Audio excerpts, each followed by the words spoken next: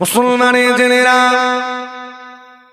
ও নওজওয়ানেরা, তরুণেরা, আমার নবী বাগুনেরা, খেয়াল করে শুনে রেখে দিন, সেই আইয়ামে জাহেলিয়া যুগটা পুনরায় আর ফিরে আসবে না। তবে সেই যুগের প্রত্যেকটা কাজ একটা একটা করে আপনার আমার সমাজে ফিরে ফিরে আসবে। সেই যুগে চুরি হতো, এই আমলটা ফিরে এসেছে। ডাকাতি হতো, রাজধানী ছিনতাই হতো, মারামারি কাটাকাটি খুনোখুনি হতো। সেই যুগে মানুষ মদ্যপ অবস্থায় পড়ে থাকতো, জুয়ার আড্ডা খানায় ব্যস্ত থাকতো, লটারি কাটতো। সেই যুগে মানুষ নানান রকম অসামাজিক কাজে জড়িয়ে থাকতো। এই সমস্ত গুলো আমরা তো দেখতেই পাচ্ছি, ঠিক না? ফিরে এসে গেছে। সেই যুগে নারীদের সম্মান ছিল না, ইজ্জত ছিল না। তাদেরকে ভোগের সামগ্রী মনে করা হতো, পায়ের পাপুস মনে করা হতো। সমাজে তাদের বেঁচে থাকার অধিকারটুকুও ছিল না। তাদেরকে জীবন্ত হত্যা করা হতো, বালি খুঁড়ে পুঁতে দেওয়া হতো। কোন মা যখন গর্ভবতী হতেন চিন্তিত হয়ে পড়তেন, ও আল্লাহ, আমার এই গর্ভস্থ বাচ্চাটি যেন কন্যা না হয়ে যায়। কেননা যদি কন্যা হয় তার বাপ নিজে হাতে বালি খুঁড়ে তাকে পুঁতে দেবে। সেই যুগের নারীরা বেপরদা আলাদে বাইরে অর্ধ উলঙ্গ অবস্থায় ঘুরে ঘুরে বেড়াতো। এগুলো আসেনি মনে হয়? এসছে? আমাদের বাড়ির মেয়েরা বাইরে ঘুরে বেড়ায় বেপরদা হয়ে। সেই যুগে বাপ তার নিজে হাতে নিজের বাচ্চাকে হত্যা করতো। আজকে করে? করে না? আজকের দিনেও এই আমলটা ফিরে এসেছে, পদ্ধতিটা পাল্টেছে। কি বললাম? আমরা শিক্ষিত হয়েছি না, সভ্য হয়েছি, ডিজিটাল হয়েছি। ডিজিটাল ইন্ডিয়ার মানুষ পদ্ধতিটাও পাল্টে ফেলেছে। সেদিন ভূমিষ্ঠ হওয়ার পরে হত্যা করত, আজকে ভূমিষ্ঠটুকু হতে দেয় না।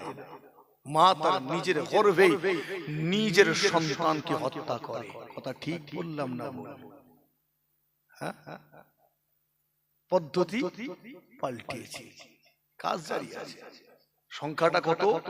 গুগলকে গিয়ে প্রশ্ন করুন, চ্যাটজিপিটি মোবাইলে নিয়ে বসে আছেন, প্রশ্ন করুন বর্তমান ভারতবর্ষে আমার দেশে কতগুলো মা তার গর্ভস্থ বাচ্চাকে হত্যা করে। রেজাল্ট দেখলে অবাক হয়ে যাবে, অবাক হয়ে যাবে। তাও যেটা রেকর্ডে আছে সেটা জানাচ্ছে, যেটা রেকর্ডে নেই স্বামী আর স্ত্রী ছাড়া কেউ জানে না, ওগুলো তো যোগ হবে।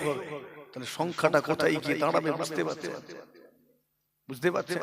আমরা নাকি শিক্ষিত জাতি, ঘোড়ার ডিম, আমরা নাকি সভ্য জাতি, লজ্জা করে না?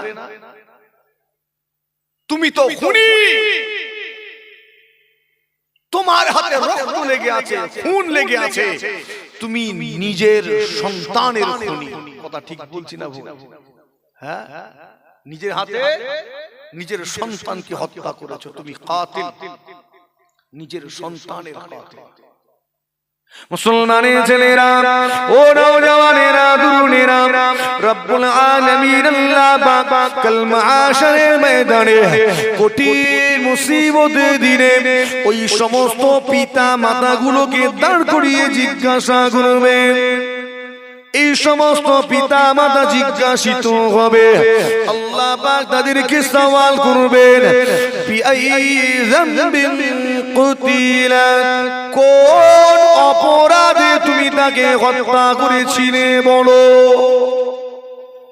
এই তুমি হত্যা করেছিলে নিজে হাতে নিজের সন্তানকে, তার অপরাধ কি ছিল? দোষ কি ছিল? হ্যাঁ, প্রত্যেকটা পিতা মাতা সেই দিনে জিজ্ঞাসিত হবে, তুমি কেন নিজে হাতে এই সন্তানকে হত্যা করেছিলে? জবাব দাও। জবাব তোমাকে দিতেই হবে, জবাব তোমাকে দিতেই হবে। তোমার ছাড় নাই, তোমার কোনো রেহাই নাই। ও আমারে ছেলেরা, ওই জাহেলিয়া যুগের প্রত্যেকটা আমাল ফিরে ফিরে আসবে। সেই দিনে জিনা ব্যভিচার ব্যাপকভাবে বেড়ে গিয়েছিল, আজকে দিনেও বাড়বে। বাড়বে না? বাড়বে না?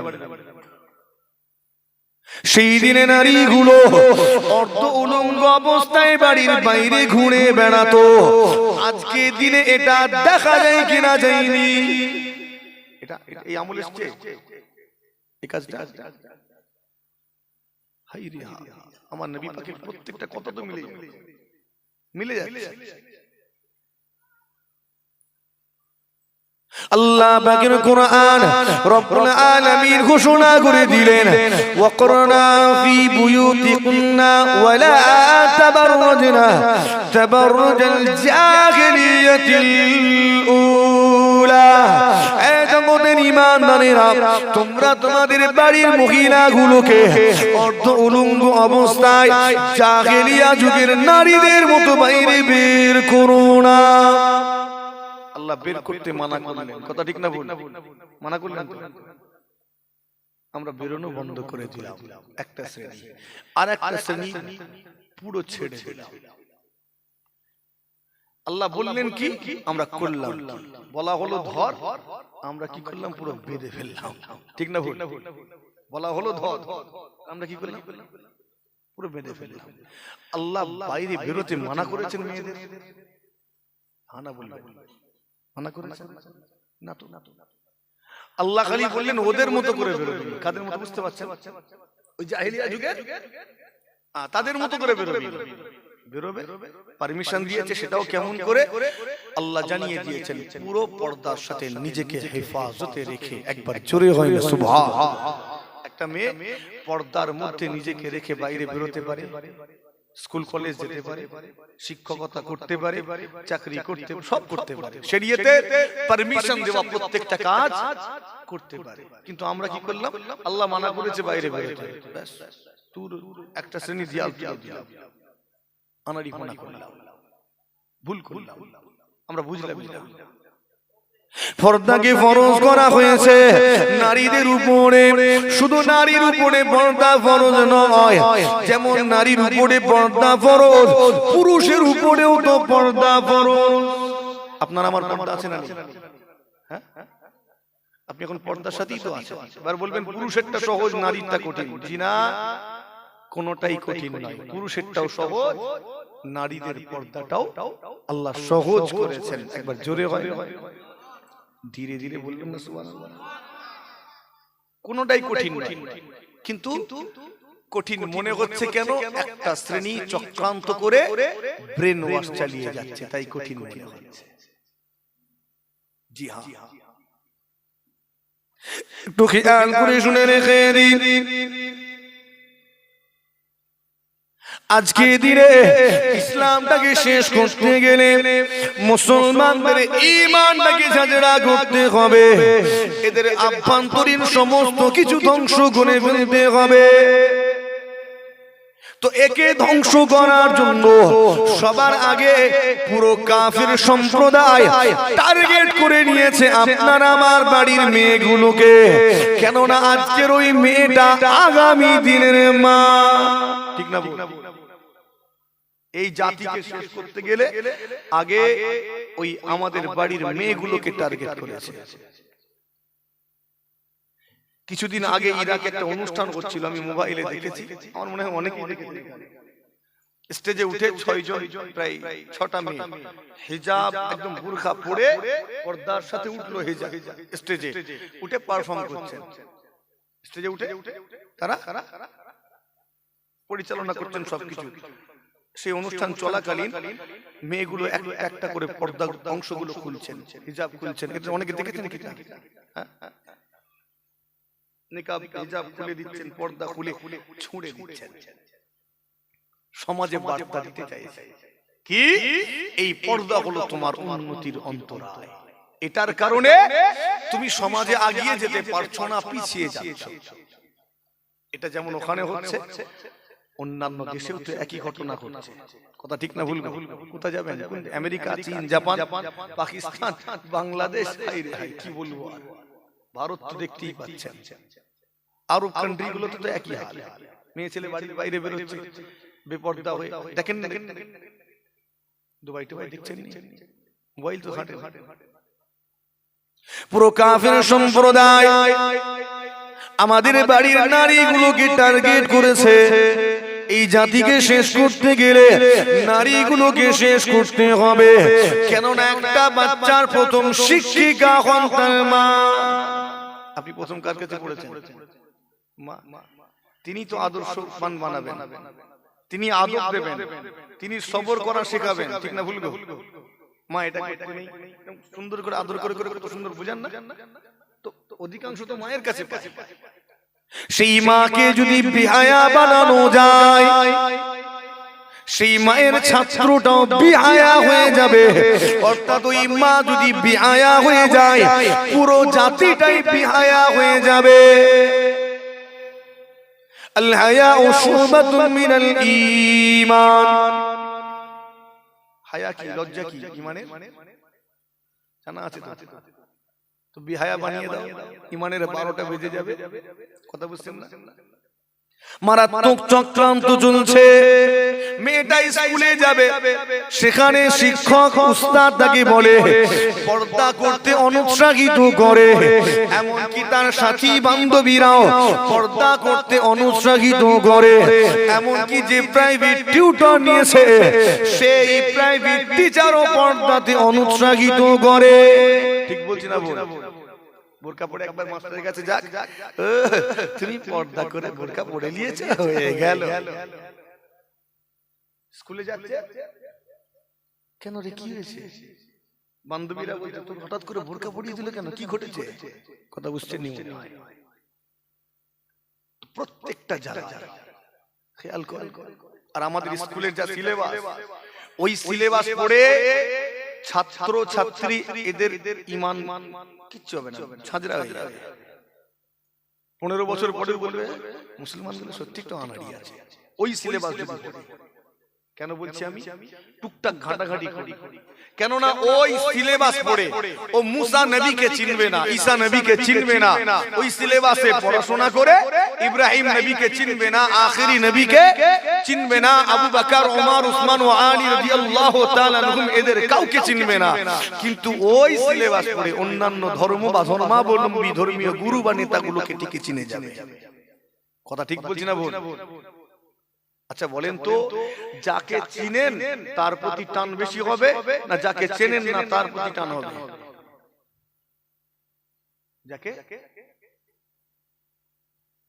যাকে চিনি তার প্রতি একটা দুর্বলতা তৈরি হবে, টান তৈরি হবে। হাজারো খারাপ কাজের মধ্যে একটা ভালো কাজ হলে বলবে এই কাজটা ভালো করেছে। ঠিক বুঝি না? একটা টান হবে না? হবে না? যাকে চেনে তার প্রতি টান হবে।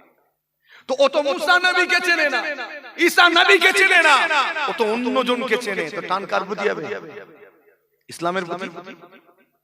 কথা বুঝাতে পারছি না? 15-20 বছর পরে বলবে এই আলেম ওলামাগুলো, মাওলানাগুলো নাই একটু বেশি গোঁড়ামি করে, চক্রান্ত। বুঝতে পারেন?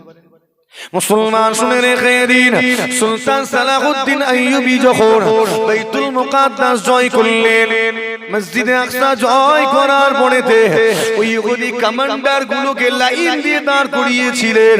তাদের মধ্য থেকে একজন কমান্ডার বলেছিল, ও সুলতান সালাহুদ্দিন শোনো শোনো শোনো, আমরা আগামী দিনে এমন কোন মা ছেড়ে দেব না যেই মা সুলতান সালাহুদ্দিনের মতো সন্তানকে গর্ভে ধারণ করতে পারে। আগামী দিনে এমন কোন মা অবশিষ্ট রাখবো না যে মা সুলতান সালাহুদ্দিনের মতো বীর মুজাহিদকে জন্ম দিতে পারে। মারাত্মক চক্রান্ত, মাকে বেহায়া করো, ব্যাস জাতিটাই শেষ। কথা ঠিক বলছি না? আমার ওয়াজ বুঝছেন তো নাকি? একটু মনোযোগ দিয়ে শোনা দরকার, একটু খেয়াল করেন তো। আজকে শ্যাম্পু মাখবে মাথায়, ওতে এমন কিছু পদার্থ মিক্স করা হলো, ওই শ্যাম্পু ব্যবহার করলে সন্তান জন্মদানে অক্ষম হবে। ক্রিম মুখে ব্যবহার করছে, লোশন মাখছে, এমন কিছু দ্রব্য ওখানে মিক্স করা হলো, এমন কিছু কেমিক্যাল বলবো না কি বলবো, যেটা ওই নারীর সন্তান জন্মদানে তাকে অক্ষম করে। এমন কিছু ওখানে আছে, ওখানে লেখাও থাকে অনেক সময় ক্ষতিকারক পদার্থগুলো কি। যারা সায়েন্স নিয়ে পড়েছে জিজ্ঞেস করবেন, তারা বলে দেবে। আপনি বলবেন হুজুর এই সামান্য জিনিসে কি ক্ষতি করবে? আপনি যখন অসুস্থ হন একটুখানি ভালো করে রসুন তেল করে আপনাকে মালিশ করে দেওয়া হয়, আরাম পান না পাননি? কথা বলে না কেন? পুরো শরীরে এটার প্রভাব পড়ে না পড়ে না? সব জায়গায় তো দেওয়া হয়নি, হয়তো পায়ে দিয়েছে। পুরো শরীরে এর প্রভাব পড়লো কি করে? মাথায় তেল দিলাম, পুরো পায়ের গোড়ালি পর্যন্ত এটা তাসির পড়ে। ঠিক বলছি না? কি ভেবেছেন তো সামান্য কেমিক্যালে তাসির পড়বে না শরীরে, প্রভাব ফেলবে না? এটা বোঝার জন্য আবার পিএইচডি করতে হবে, গবেষণা করতে হবে। নওজওয়ানেরা, তরুণেরা, আমার মুরব্বিয়ানেরা, একটু খেয়াল করে শুনে রেখে দিন, আপনার আমার বাড়ির মহিলাগুলোকে পর্দার মধ্যে রাখতে হবে। কেননা আল্লাহ ফরজ করে দিয়েছেন আপনি তাকে পর্দার মধ্যে রাখবেন। যদি সে বেপর্দা হালতে ঘোরাফেরা করে, তাহলে ওই মেয়েটির কারণে 4 জনা পুরুষ জাহান্নামী হবে। কেননা আমার নবী জানিয়ে দিয়েছেন, একটা মেয়ে যখন জাহান্নামে যাবে, সঙ্গে 4 জনা পুরুষকে টেনে টেনে নিয়ে যাবে। এই 4 জনা পুরুষ কারা কারা? প্রথমত তার পিতা, দ্বিতীয়ত বড় ভাই, তৃতীয়ত স্বামী, চতুর্থত তার বড় ছেলে। কেননা একটা মেয়ে তার পুরো জীবনকালে কোনো না কোনো সময় এই 4 জনা পুরুষের আন্ডারে ছিলেন, তাদের দায়িত্বে ছিলেন। ও জানেরা, জি আসলে রেখে দিন, আপনি আপনার বাড়ির মানুষটাকে একটা পর্দা কিনে দিন, বোরকা কিনে দিন, বলে দিন এই নাও তোমার উপরে আল্লাহ ফরজ করেছেন, একটু খেয়াল রেখো, তোমার কারণে যেন আমাকে জাহান্নামী হতে না হয়। এটা বলে দেন, তুমি আমার বাড়ির মানুষ, তোমাকে ভালোবাসি, কিন্তু খেয়াল রেখো তোমার কারণে যেন আমাকে জাহান্নামী হতে না হয়। আমার জাহান্নামে যাওয়ার কারণটা যেন তুমি অন্তত না হও, এটা খালি জানিয়ে দেবা। কথা ঠিক না ভুল? খোলা মাথা রেখে ঘুরে বেড়াচ্ছে, যাও না। একটা কাক আছে, মাথায় ঠোকর মেরে মেরে মাথার খিলুটা ফাটিয়ে মাথার মগজটাকে টুকরে টুকরে কুড়ে কুড়ে খাবে। কথা ঠিক না ভুল? মনে করেছে শেষ হয়ে যাবে, আমি মরে যাবো, ঝামেলা শেষ। মরণ আর নয়, ওই একবারই শেষ হয়ে গেছে। আল্লাহর হুকুম হবে, পুনরায় পূর্বের অবস্থায় ফিরে আসবে, আবার ঠোকর মেরে মেরে খাবে। কতদিন চলবে আযাব? কথা বলে বড় একটা পাথর ফেরেশতারা নিয়ে গিয়ে বান্দার মাথায় দাম করে মারলো, মাথাটা ভেঙে চুরমার হয়ে গেল, মগজগুলো ছিটকে বেরিয়ে গেল, পাথরটা গড়িয়ে দূরে চলে গেল। ফেরেশতা কুড়িয়ে আনবেন পাথরটা, যেই কুড়িয়ে আনবেন, আনতে করতে মাথা পূর্বের অবস্থায় ফিরে আসবে, ঠিক হয়ে যাবে। আবার মারবেন, ফের পাথর গড়িয়ে যাবে, মাথা ভেঙে চুরমার হয়ে যাবে, কুড়িয়ে আনতে করতে আবার মাথা ঠিক। এই আযাব কতদিন ধরে চলবে? 1 মাস 2 মাস? এই ঘটনা কিয়ামতের পরে, এটা কিয়ামতের পরে অনন্ত কাল ধরে চলবে। এই শাস্তি অনন্ত কাল ধরে একদম কন্টিনিউ চলতেই থাকবে, বন্ধ নেই। নওজওয়ানেরা, তরুণেরা, আমার মুরব্বিয়ানেরা, সতর্কতা অবলম্বন করুন, নিজের ঈমানটাকে দৃঢ় করুন। যে আল্লাহর ওলি বান্দাগণেরা আপনাকে আমাকে তারা বড় ভালোবাসেন, আমি আপনিও তাদেরকে ভালোবাসি। বাসি না? বাসি? কেন ভালোবাসি? জবাব অনেক লম্বা। ভালোবাসি কারণ আমাদের প্রতি তাদের মেহনত আছে, তাদের পরিশ্রম আছে, ত্যাগ স্বীকার আছে। আমরা তাদের ভালোবাসি কারণ তারা আমাদেরকে কালেমা পড়িয়ে আল্লাহর জান্নাতি বানিয়ে দিয়েছেন। জোরে হয় না সুবহানাল্লাহ? জান্নাতে যাব তো নাকি? হ্যাঁ, 1 জাররা পরিমাণ ঈমান যদি থাকে, জেল খেটে হলেও, আযাব ভোগ করে হলেও শেষে তো যাব। কি কারণে যাব? ঈমান আছে, কালেমা পড়েছে, কালেমা পড়েছে। তো এই কালেমা আমাদের কে পৌঁছে দিয়েছেন? আমাদের কাছে আল্লাহর ওলিরা আমার নবী পাক সাল্লাল্লাহু আলাইহি ওয়াসাল্লাম এই ভারতবর্ষের এই গ্রামে এসে এই মানুষগুলোকে কলেমা পড়াননি। কথা ঠিক না ভুল? তিনি আরবে মরুভূমির মাঝখানে আল্লাহর ইসলামকে প্রতিষ্ঠা করেছেন শেষ নবী হিসাবে, শেষ নবী হিসাবে।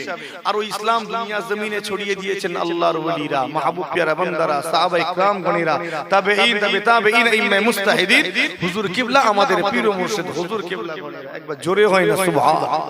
তো আমরা আল্লাহর ওলিদের ওসিলায় কলেমা পেয়েছি। বিশেষ করে গরিবে নামাজ হুজুরের অবদান সবচেয়ে বেশি। কথা ঠিক না ভুল? জি হ্যাঁ, শুনেন খেদিন, আল্লাহর ওলি বান্দারা আমাদের জন্য অনেক মেহনত করেছেন। সবার আগে আমাদেরকে তারা কলেমা পড়ালেন। কলেমা পড়ানোর সাথে সাথেই বলে দেননি যাও নামাজটা পড়ো, রোজা রাখো, হজ করো, বলে দেননি। কেননা মানুষটা সবে কলেমা পড়েছে, নামাজ জানে না, রোজা জানে না, তাসবিহ তিলাওয়াতও জানে না। জানে সবে কলেমা পড়লে জানবে কি করে? তাই হুজুর কিবলা গণেরা কি করলেন? তাদেরকে এই রকম বৈঠকি আলোচনার মাধ্যমে প্রাথমিক ইসলামী আদব কায়দাগুলোকে শিখিয়ে দিলেন, ওয়াজ নসিহত করলেন, আদব শিখিয়ে বললেন হাঁটুর উপরে কাপড় তুলতে না আয়, আল্লাহ গুনাহ দেবে। মা বাপের খিদমত করতে হয়, বয়োজ্যেষ্ঠদের সম্মান করতে হয়, বাবা হারাম খেতে নাই, মদ খেতে নাই, লটারি কাটতে নাই, বাবা হালাল খেতে হবে, হালাল রুজি খাবে। এই রকম করে আল্লাহ পাকের আদেশ সম্পর্কে অবগত করালেন, নিষেধ গুলো সম্পর্কেও অবগত করিয়ে সতর্ক করে দিলেন।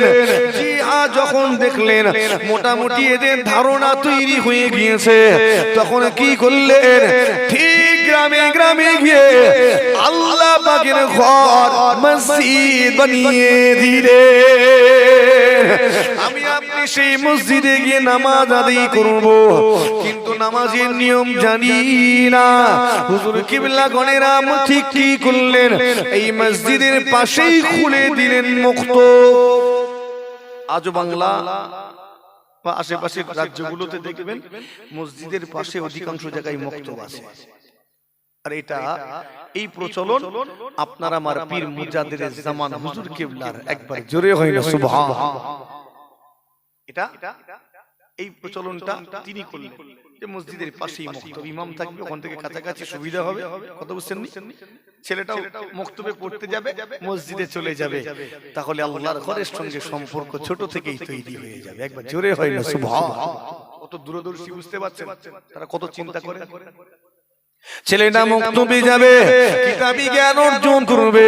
হুজুর কিবলা গণেরা বিভাগ বাড়িয়ে দিলেন, কোরআনিয়া বিভাগ, কিরাআতিয়া বিভাগ, হাফেজিয়া বিভাগ, এগুলো এক একটা বিভাগ। কোন মাদ্রাসার নাম দেখলে আপনি বুঝতে পারবেন এখানে কি পড়ানো হয়। যদি দেখেন কোরআনিয়া মাদ্রাসা, তাহলে জানবেন এখানে কোরআন শরীফ নাজিরা শেখানো হয়, রিডিং পড়া শেখানো হয়। যদি দেখেন কিরাআতিয়া, তাহলে বুঝে নেবেন এখানে কোরআন শরীফের কিছু নির্বাচিত অংশকে বেছে আলাদা করে কিরাআত করানো হয়, অর্থাৎ শুদ্ধ করে কিরাআত করানো হয়। কেননা নামাজের জন্য তো কিরাআত জরুরি। কথা ঠিক না ভুল? যদি দেখেন হাফেজিয়া, তাহলে বুঝতে পারবেন 30 পারা গ্রন্থ এখানে হিফজ করানো হয়, মুখস্থ করানো হয়। একবার জোরে হয়, আস্তে করে হয়, দাঁতে দাঁত চেপে হবে না, একই রকম, সব একই, আস্তে জোরে, যেটা আস্তে সেটাই জোরে। মুসলমানের ছেলেরা, জি আসলে রেখে দিন, আল্লাহর ওলি বান্দা গণেরা, আমাদের হুজুর কিবলা গণেরা সবার আগে শিক্ষায় গুরুত্ব দিলেন। কেননা এটা তো জাতির মেরুদণ্ড, শিক্ষা ছাড়া শান্তি প্রতিষ্ঠা সম্ভব নয়, শিক্ষা ছাড়া এ জাতির উন্নতিটাও সম্ভব নয়। তাই কি করলেন? কেবল কোরআন শরীফ হিফজ করলে হবে না, এদেরকে ওই কোরআন শরীফের অন্তর্নিহিত অর্থটাকে বুঝতে হবে। এজন্য কি করলেন? এলাকায় এলাকায় খারিজিয়া মাদ্রাসা বানালেন, সিনিয়র মাদ্রাসা, টাইটেল প্র্যাকটিক্যাল মাদ্রাসা, তাওরাত হাদিস মাদ্রাসা বানিয়ে দিলেন। বাড়ির ছেলেগুলো জ্ঞান অর্জন করলো। এই শিক্ষা প্রতিষ্ঠানে গিয়ে কিসের জ্ঞান অর্জন করলো? উসুলের জ্ঞান, কালামের জ্ঞান, ফিকহ ফারাইজের জ্ঞান, বালাগাত ফাসাহাতের জ্ঞান, মান্তিক হিকমতের জ্ঞান, নাহুর জ্ঞান, সরফের জ্ঞান অর্জন করে আলেম হলো, মাওলানা হলো, মুহাদ্দিস হলো, মুফাসসির হলো, মুফতি হলো।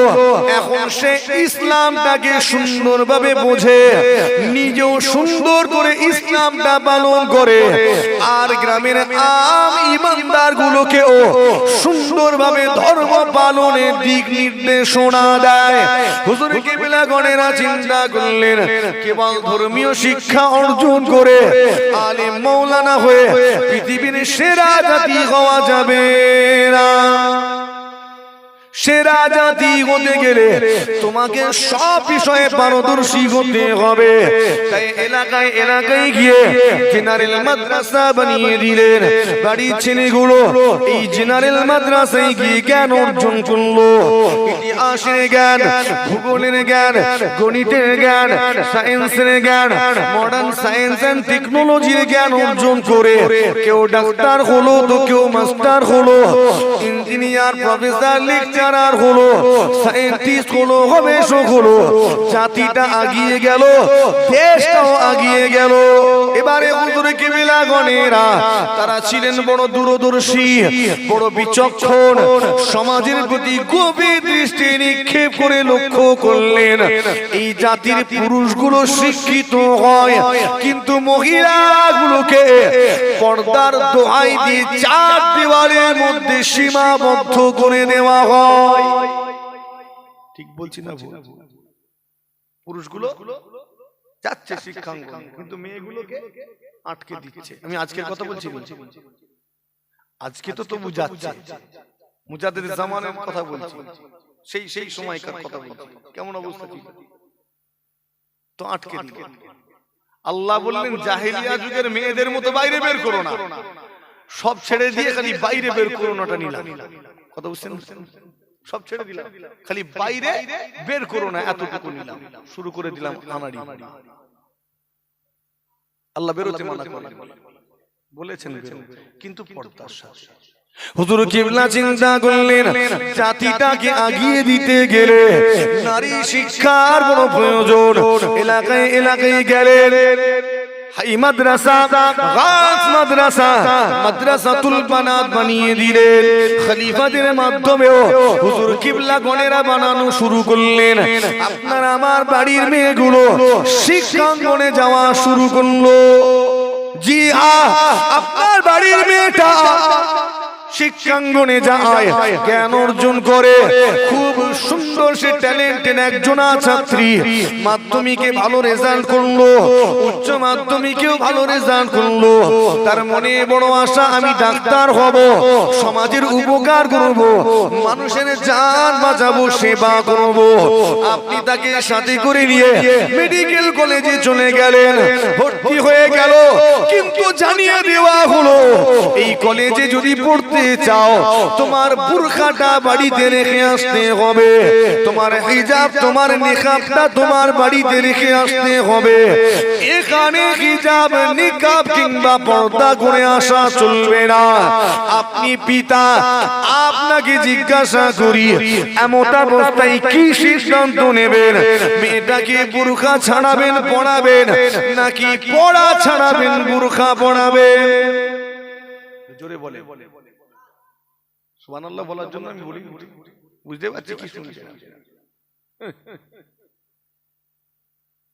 বলছে বদমাইশ ছেলে, এক চড় মেরে সব দাঁত ফেলে দেবো। জোরে বলুন না সুবহানাল্লাহ। এই দেখো, তাও কয়েকটা কারা রে বাবা, এই ওয়াজ শুনছেন আপনারা? হ্যাঁ, তো আজব শ্রোতা রে বাবা, আমার বদনাম হবে।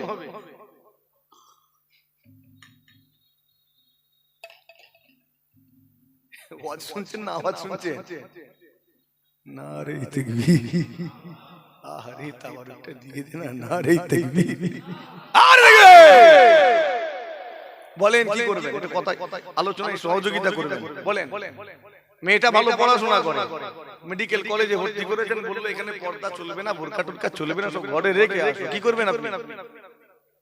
পড়াশোনা ছেড়ে দেবো, ঠিক না ভুল না? বাকিগুলো কি বলছেন? আবার দ্বিমত আছে নাকি? পড়া ছাড়িয়ে দেবো, পর্দা ফরজ, কথা ঠিক না ভুল? পর্দা কি? হ্যাঁ, আমার মেয়েটাকে পর্দা ছাড়িয়ে আমি দায়ুস হয়ে জাহান্নামে যাব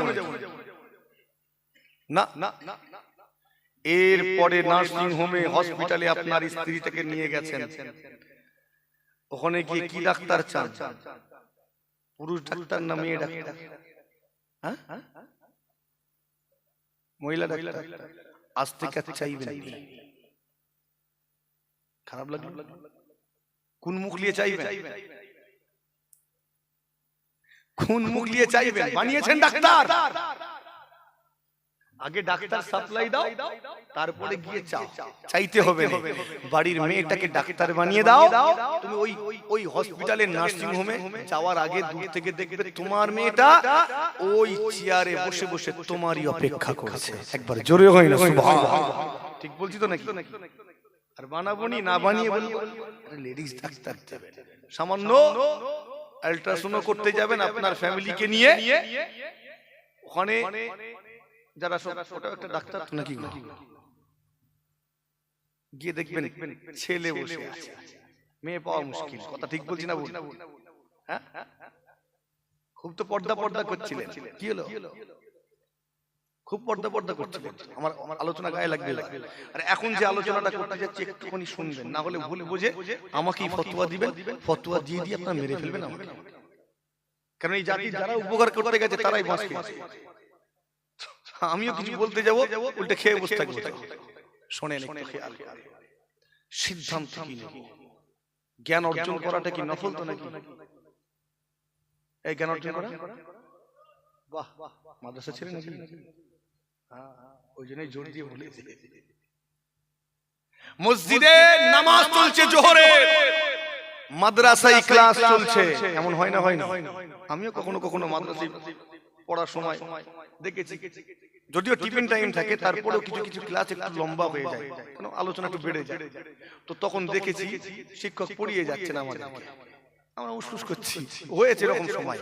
তো বলে একই টাইম যোহরের ওয়াক্তে জামাত হচ্ছে, এদিকে ক্লাস চলছে, আপনি কোথায় যাবেন? মসজিদে না মাদ্রাসায়? তাড়াতাড়ি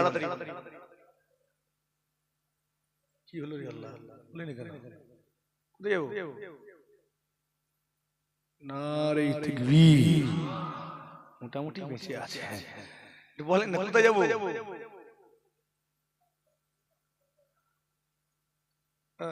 আমরা বলতে পারবো না? আল্লাহ মুখ দিয়েছে, জ্ঞান দিয়েছে, বলতে হবে। খাবার সময় খেতে পারবো, বলতে পারবো না? ওসব খড়া খড়া কথা বলবো নি বাবু। আবার বলে হুজুর এসে আমাদেরকে চড়া চড়া কথা বলে অপমান করলো, নাউজুবিল্লাহ। না, হাসি খুশি করতে যাবো আর সিরিয়াসলি অন্য দিকে ঘুরিয়ে যাবে, মুশকিল হয়ে যাবে। তো চলেন, কি করবো? মসজিদে যাবো না মাদ্রাসায় যাবো? ঠিকই জবাব দিয়েছেন।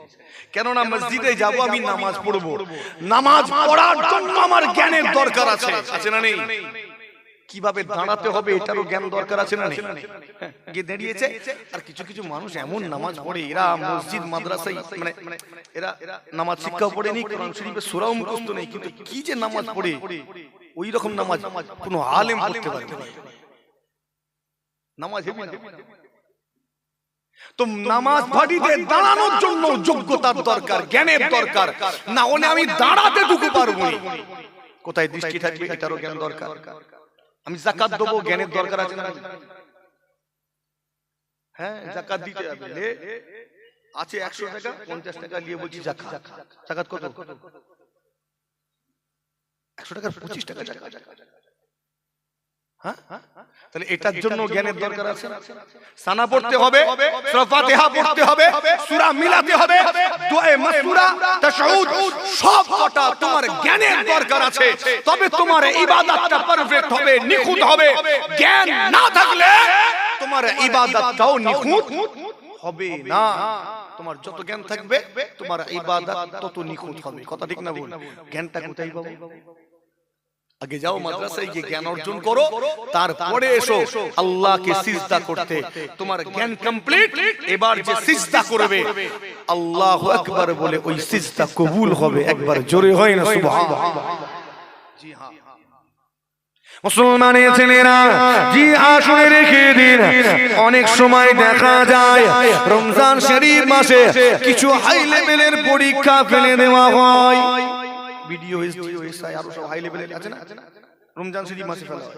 কখনো কখনো ইচ্ছাকৃতভাবে রমজান শরীফ মাসে ফেলা হয়, কখনো বা অনিচ্ছাকৃতভাবে রমজান শরীফ মাসে পড়ে যায়। আপনার ছেলেটা ঈমানদার, আল্লাহ পাকের একজন রোজাদার বান্দা, সে পরীক্ষার্থী হয়েছে, পরীক্ষায় বসবে। এই পরীক্ষা পুরো ভারত জুড়ে, কিছু কিছু হাই লেভেলের পরীক্ষা আছে, হার্ড কম্পিটিশন, খুব টাফ। দীর্ঘ 1 বছর ধরে বইয়েতে মুখ গুজে বসে আছে, নানির বাড়ি, খালার বাড়ি, বুড়ুর বাড়ি যায়নি, বেড়াতে যায়নি, বিয়ে বাড়িতেও যায়নি, শুধুমাত্র এই পরীক্ষায় বসবে বলে। এরকম পরীক্ষা আছে না নেই? হ্যাঁ, এরকম টাফ কম্পিটিশনের পরীক্ষাও আছে। এখন বলি, জিজ্ঞাসা করি, বলুন তো দেখি, ছেলেটা সফল হওয়ার জন্য পরীক্ষা দিতে এসেছে, সে রোজা রেখে পরীক্ষা দিবে নাকি রোজাটা ছেড়ে পরীক্ষা দিবে?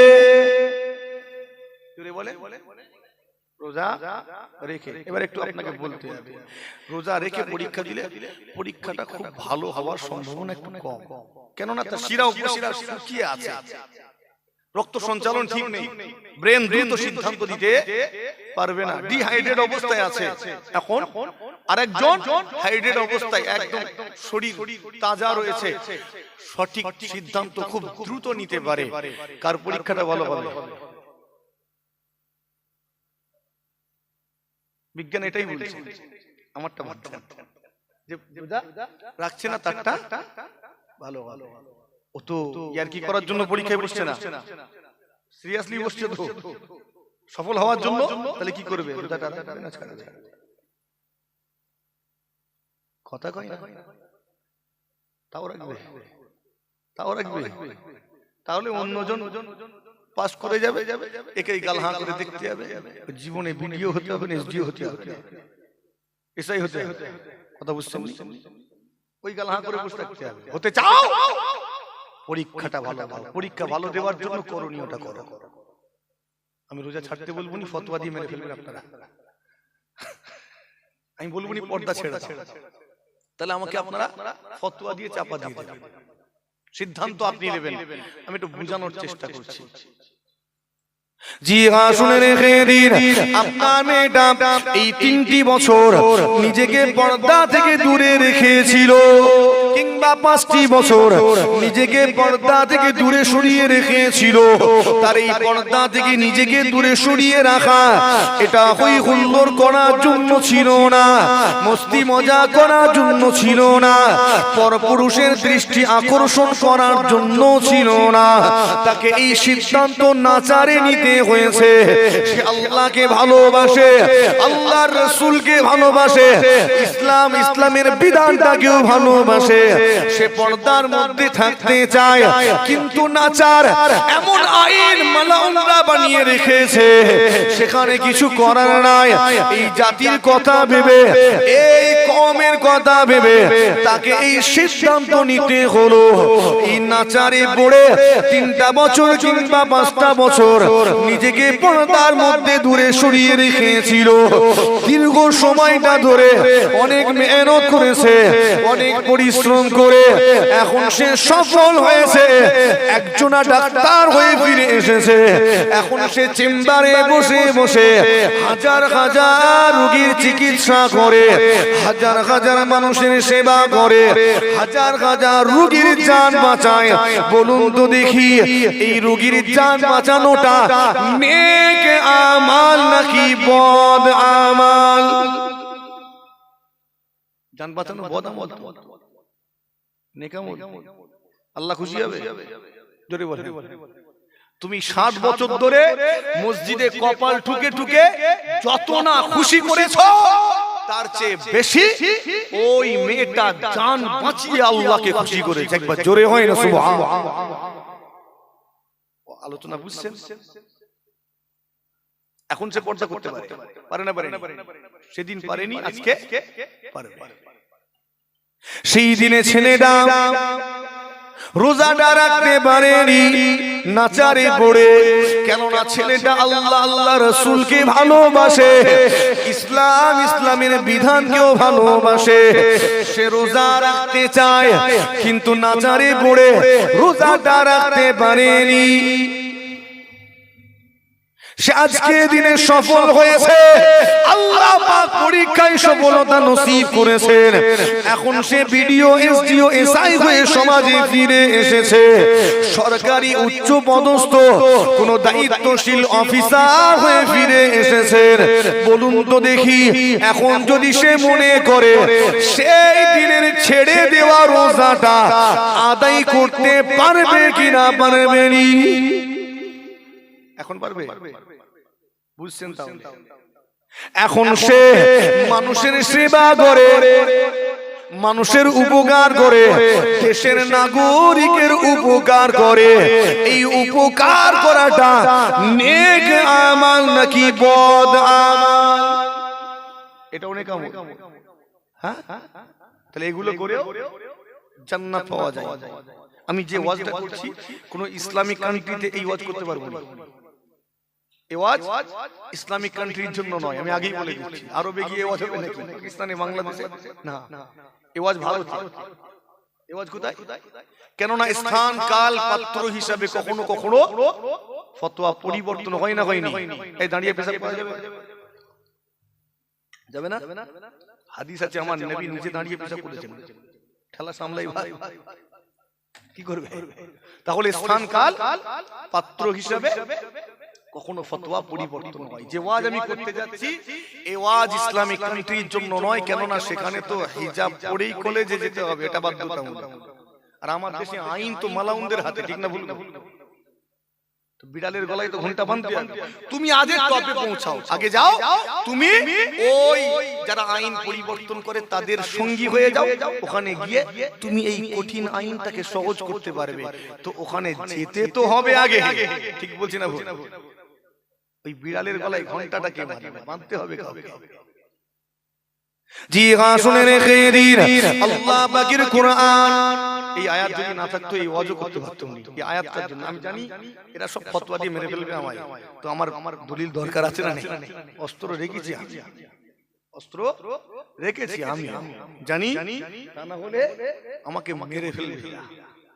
এর আগে যারা যারা এই জাতির উপকার করতে গেছে তারাই তো ফেঁসেছে। তো আমি করতে গেলে আমার কাজ নেই, ওই জন্য রেখে দিচ্ছি অস্ত্র। আল্লাহ পাকের কোরআন, রব্বুল আলামিন আল্লাহ পাক পরিষ্কার ঘোষণা করে দিলেন, ইল্লা মান তাবা ওয়া আমানা ওয়া আমিলা আমালান সালিহান ফাউলাইকা ইউবাদদিলুল্লাহু সাইয়্যাতিহিম হাসানা।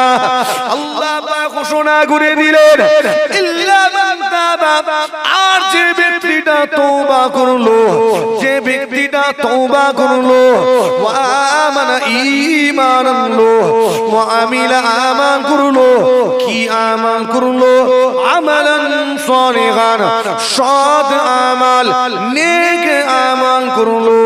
ফাউলাইকা ইউবাদদিলুল্লাহু সাইয়্যাতিহিম হাসানা, যে ব্যক্তিটা তওবা করে ঈমানের নেক আমল করলো, আমি আল্লাহ পাক তার পূর্বের গুনাহগুলোকে নেকি দ্বারা পরিবর্তন করে দেব। যে ব্যক্তিটা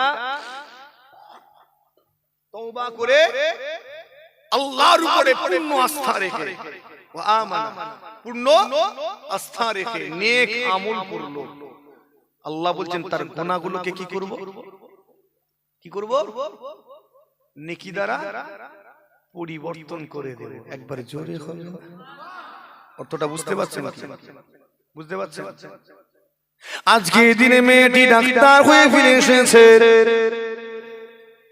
এখন সে নিজেকে পর্দার মধ্যে রাখতে পারে।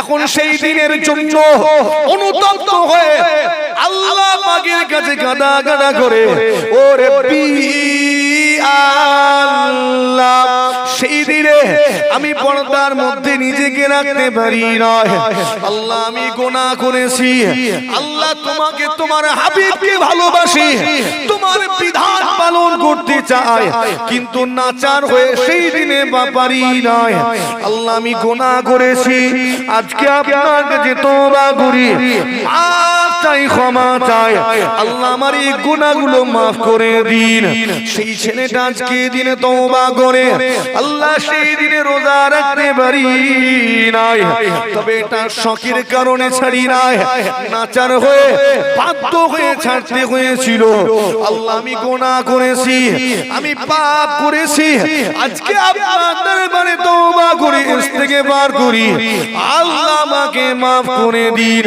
আল্লাহ বললেন ইল্লা মান তাবা আজ ব্যক্তিটা তওবা করলো যে ব্যক্তিটা তওবা করলো ওয়া আমানা আমি আল্লাহ আমার উপরে পূর্ণ আস্থা রাখলো ওয়া আমিলা এবং আমাল করলো কি আমাল করলো আমালান সালিহান সৎ আমাল নেক আমাল করলো হাজার হাজার মানুষের জান বাঁচানো নেক আমাল রোগীর সেবা করা নেক আমাল এই এসআইআর চলাকালীন ছেলেটা বিএলও অফিসার হয়ে এই দেশের নাগরিককে এই ব্লকের মানুষগুলোকে সাহায্য করেছে এটা হলো নেক আমাল আল্লাহ বলছেন তওবা করে আমার উপরে পূর্ণ আস্থা রেখে ঈমান এনে নেক আমল করার খাতিরে আমি আল্লাহ ওই বান্দা বান্দির উপরে খুশি হয়ে যায় এতটা খুশি হয়ে যায় বান্দার উপরে খুশি হয়ে গিয়ে বান্দার পূর্বের গুনাহগুলোকে নেকি দ্বারা পরিবর্তন করে দেব অর্থাৎ ছিল ওটা গুনার পাহাড় আমি আল্লাহ ওর নেক আমল করার খাতিরে ওই গুনার পাহাড়টাকে নেকির পাহাড় বানিয়ে দেব আরে দেখবে ওয়াজ বুঝছেন তো বুঝলি হবে ফতোয়া দিবার আগে ভাববেন বাস জি হ্যাঁ আমার জাতিটাকে আগাতে আমরা আমাদের বাড়ির মেয়েদের টার্গেট ছোট করে দিয়েছি কি রকম যাও তুমি মেয়ে হয়ে জন্মেছো তোমার সব কাজ ওই রান্না চালাই ঠিক না ভুল রান্না তুমি পিএইচডি করো কি করলে হাড়ির কালিটা সহজে তোলা যায় কি করলে তরকারির টেস্ট বাড়ে যে যুগে মেয়েরা চাঁদে পৌঁছে গেল নাসাতে গিয়ে দেখেন মেয়ে ছেলে গবেষণা করছে ঠিক না ভুল ইসরো ভারতের মহাকাশ গবেষণা কেন্দ্র মেয়ে ওখানে গবেষণা করছে রিসার্চ করছে জি হ্যাঁ ট্রেন চালাচ্ছে প্লেন চালাচ্ছে ফাইটার বিমানগুলো চালাচ্ছে সেনাবাহিনীতেও আছে ঠিক বলছি না ভুলবো হ্যাঁ সে যুগে আমরা আমাদের মেয়েগুলোকে ওই রান্না করে পাঠাচ্ছি হাই রে হাই আমার কথা খারাপ লাগছে ভালো ভালো বুঝেন আপনি যদি এটাও না চান আপনার মেয়েটাকে তো বলতে পারেন মা তোর তো মাশাআল্লাহ ভালো বুদ্ধি ট্যালেন্ট আছে এত পড়াশোনা করেছিস এক কাজ কর না প্রত্যেকটা দিন ইসলামের বিরুদ্ধে কুফার তারা বেদিনেরা ইসলামের বিরুদ্ধে বই লিখছে ঠিক বলছে না ভুল ইসলামের বিরুদ্ধে বই লিখছে না প্রত্যেকটা দিন আপনার মেয়েটাকে তো বলতে পারেন মা তুই এত পড়াশোনা করেছিস তোর মাশাআল্লাহ ভালো জ্ঞান আছে এক কাজ কর তুই একটু ইসলামের হয়ে কলম ধর না মা বলতে পারি না হ্যাঁ কিন্তু এই বুদ্ধিটা আমাদের এটাও আমরা এটাও আল্লাহ আমাদের আকলে সেলিম সঠিক বুঝক্ষমতা নসিব করেন বলি না আল্লাহুম্মা আস্তে করে বলি আল্লাহ দরুদ শরীফ আল্লাহুম্মা সাল্লি আলা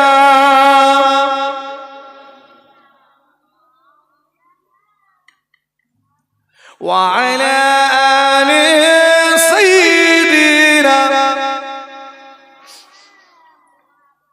হুব্বি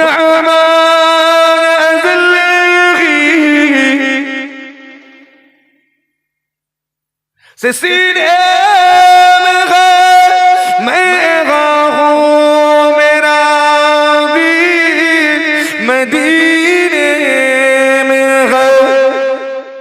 हुब्बे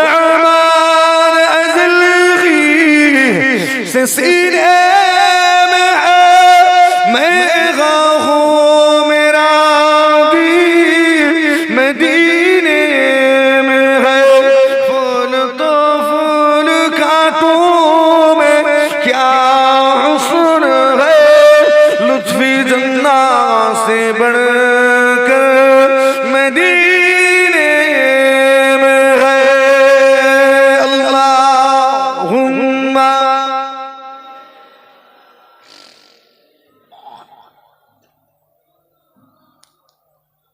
व अला आलि सय्यिदिना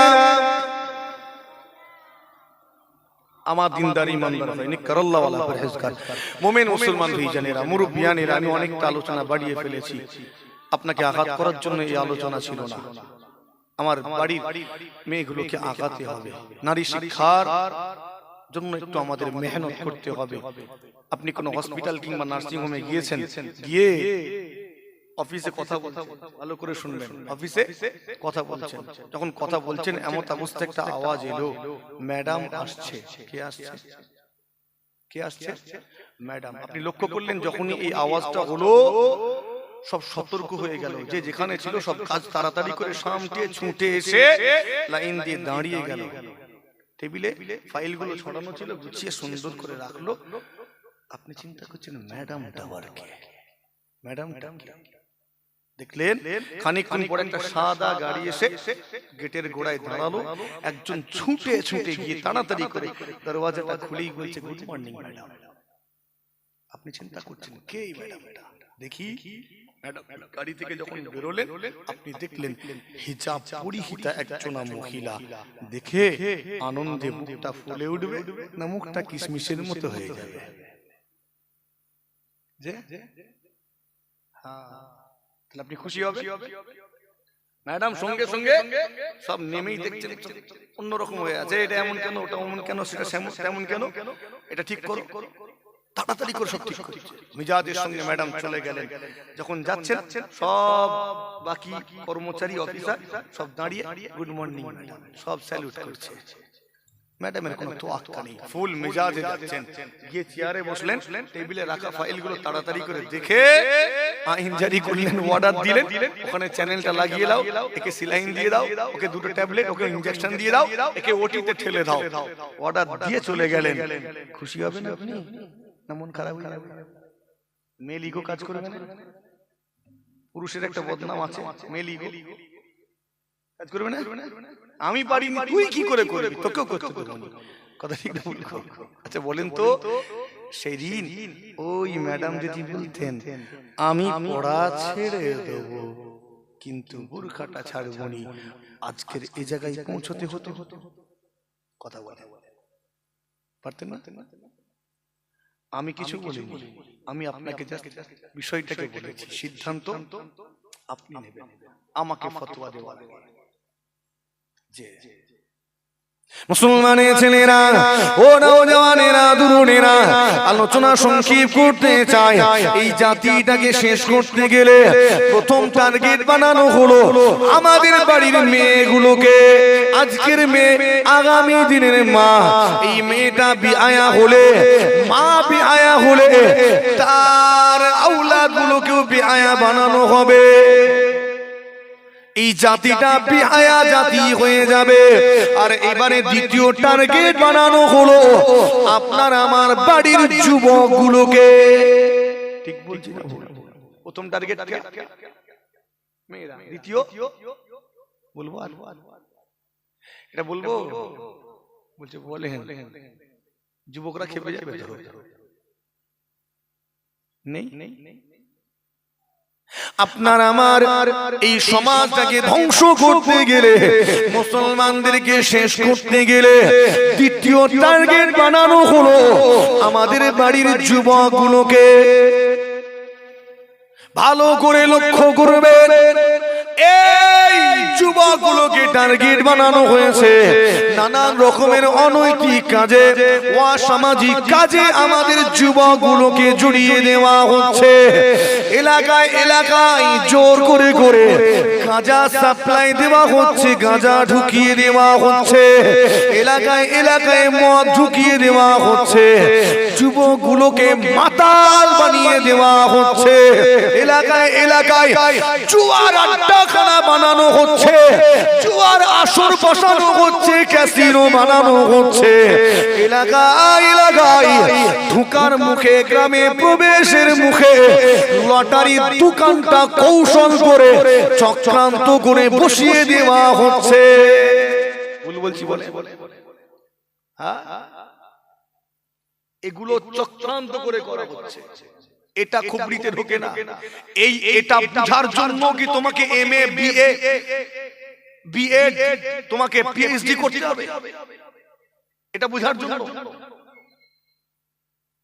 গাঁজাটাকে সহজলভ্য করা হচ্ছে।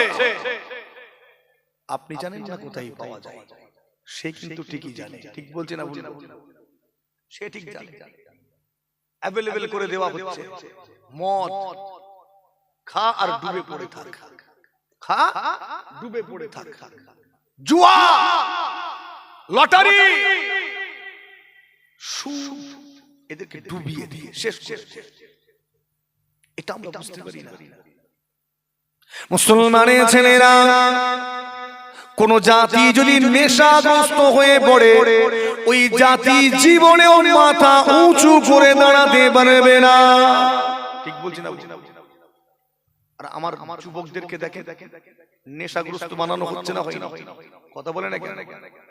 বাড়িতে বাড়িতে দেখে ধরতে পারবেন না আপনি। ছেলেটা এত সুন্দর চকচকে চেহারা অধিকারী, ও সামনে ঘুরে বেড়াচ্ছে, বুঝতেই পারবেন না ছেলেটি নেশা করে, মাতাল হয়ে বসে আছে।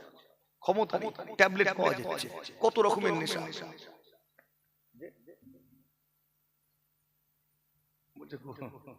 রাতও হচ্ছে ধরে এরকম একটা একটা করে সাবজেক্ট আলোচনা করলে সুবিধা হয়।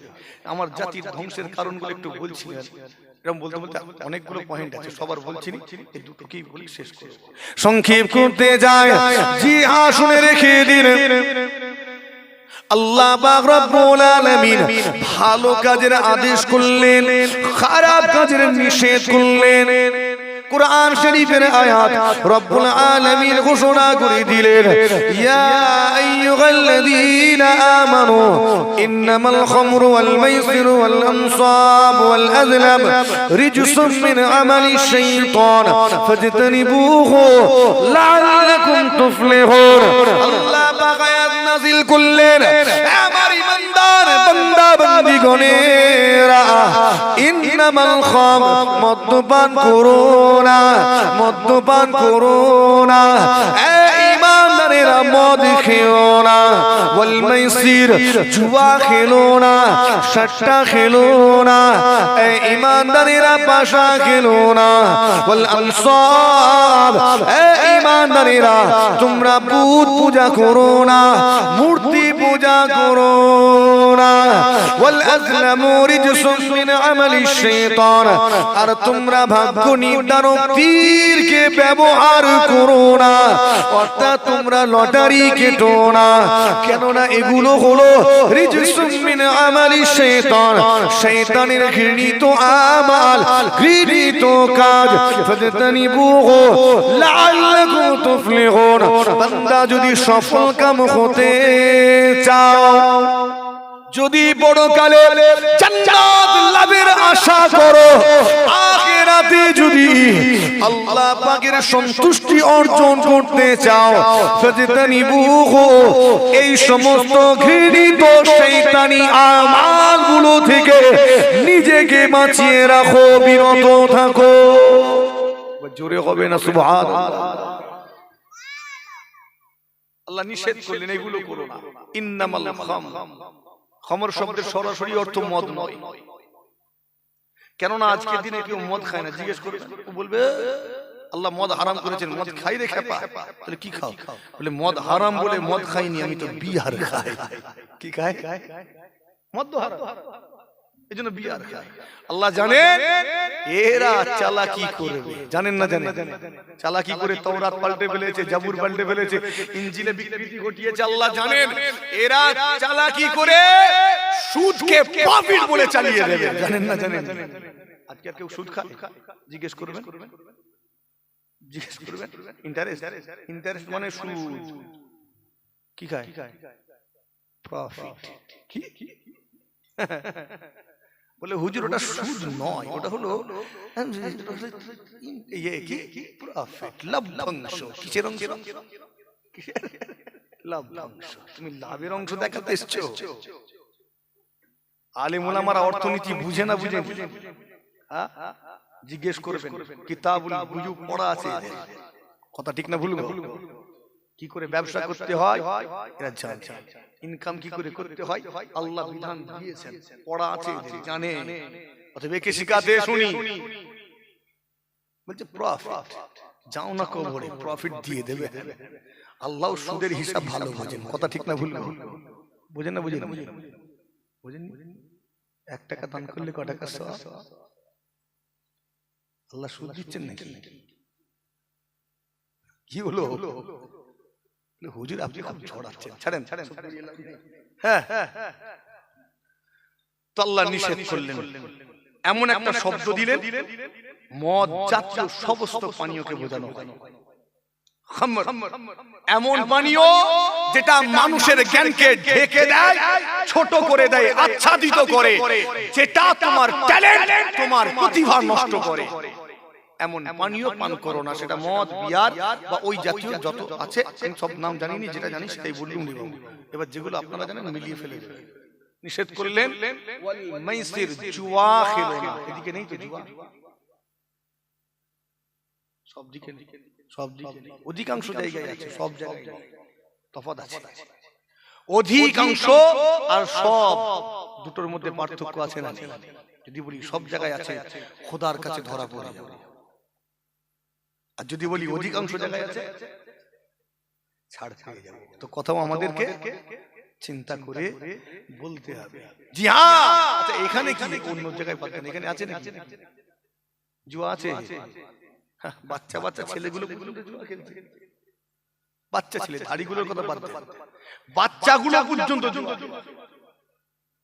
5টা লজে 10টা চকলেট নিয়ে লুডুর বোর্ড নিয়ে বসে গেল। ঠিক বলছি না? কিছু কিছু বাপ আছে দোকানে পাওয়া যায় ছোট্ট ছোট্ট ক্যারাম বোর্ড।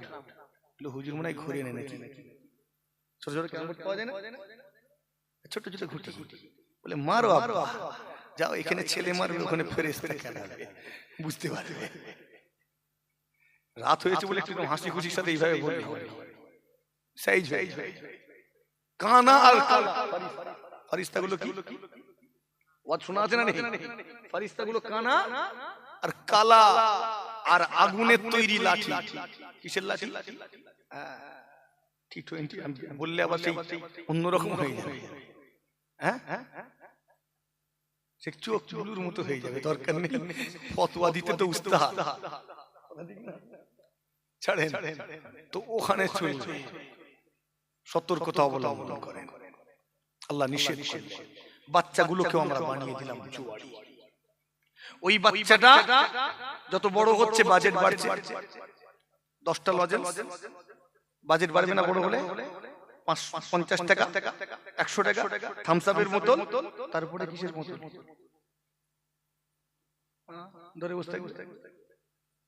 আল্লাহ নিষেধ করলেন ওয়াল আনসাব, ঈমানদারেরা বুত পূজা করো না, মূর্তি পূজা করো না। মুসলমান এটা করে, ঈমানদার করে। মুসলমান কখনো বুত পূজা করতে পারে না, ঈমানদারেরা মূর্তি পূজা করে না। মুসলমান খড় খায় না, ঈমানদার খড় খায় না, কিন্তু গাদায় গিয়ে গা ঘষে। ঠিক না? খড় খায়, বুত পূজা করে। কিছুদিন আগে বিশাল বড় বড় প্যান্ডেল হয়েছিল, বিশাল লাইটিং, জাঁকজমক করে বিশাল বড় বড় অনুষ্ঠান হলো।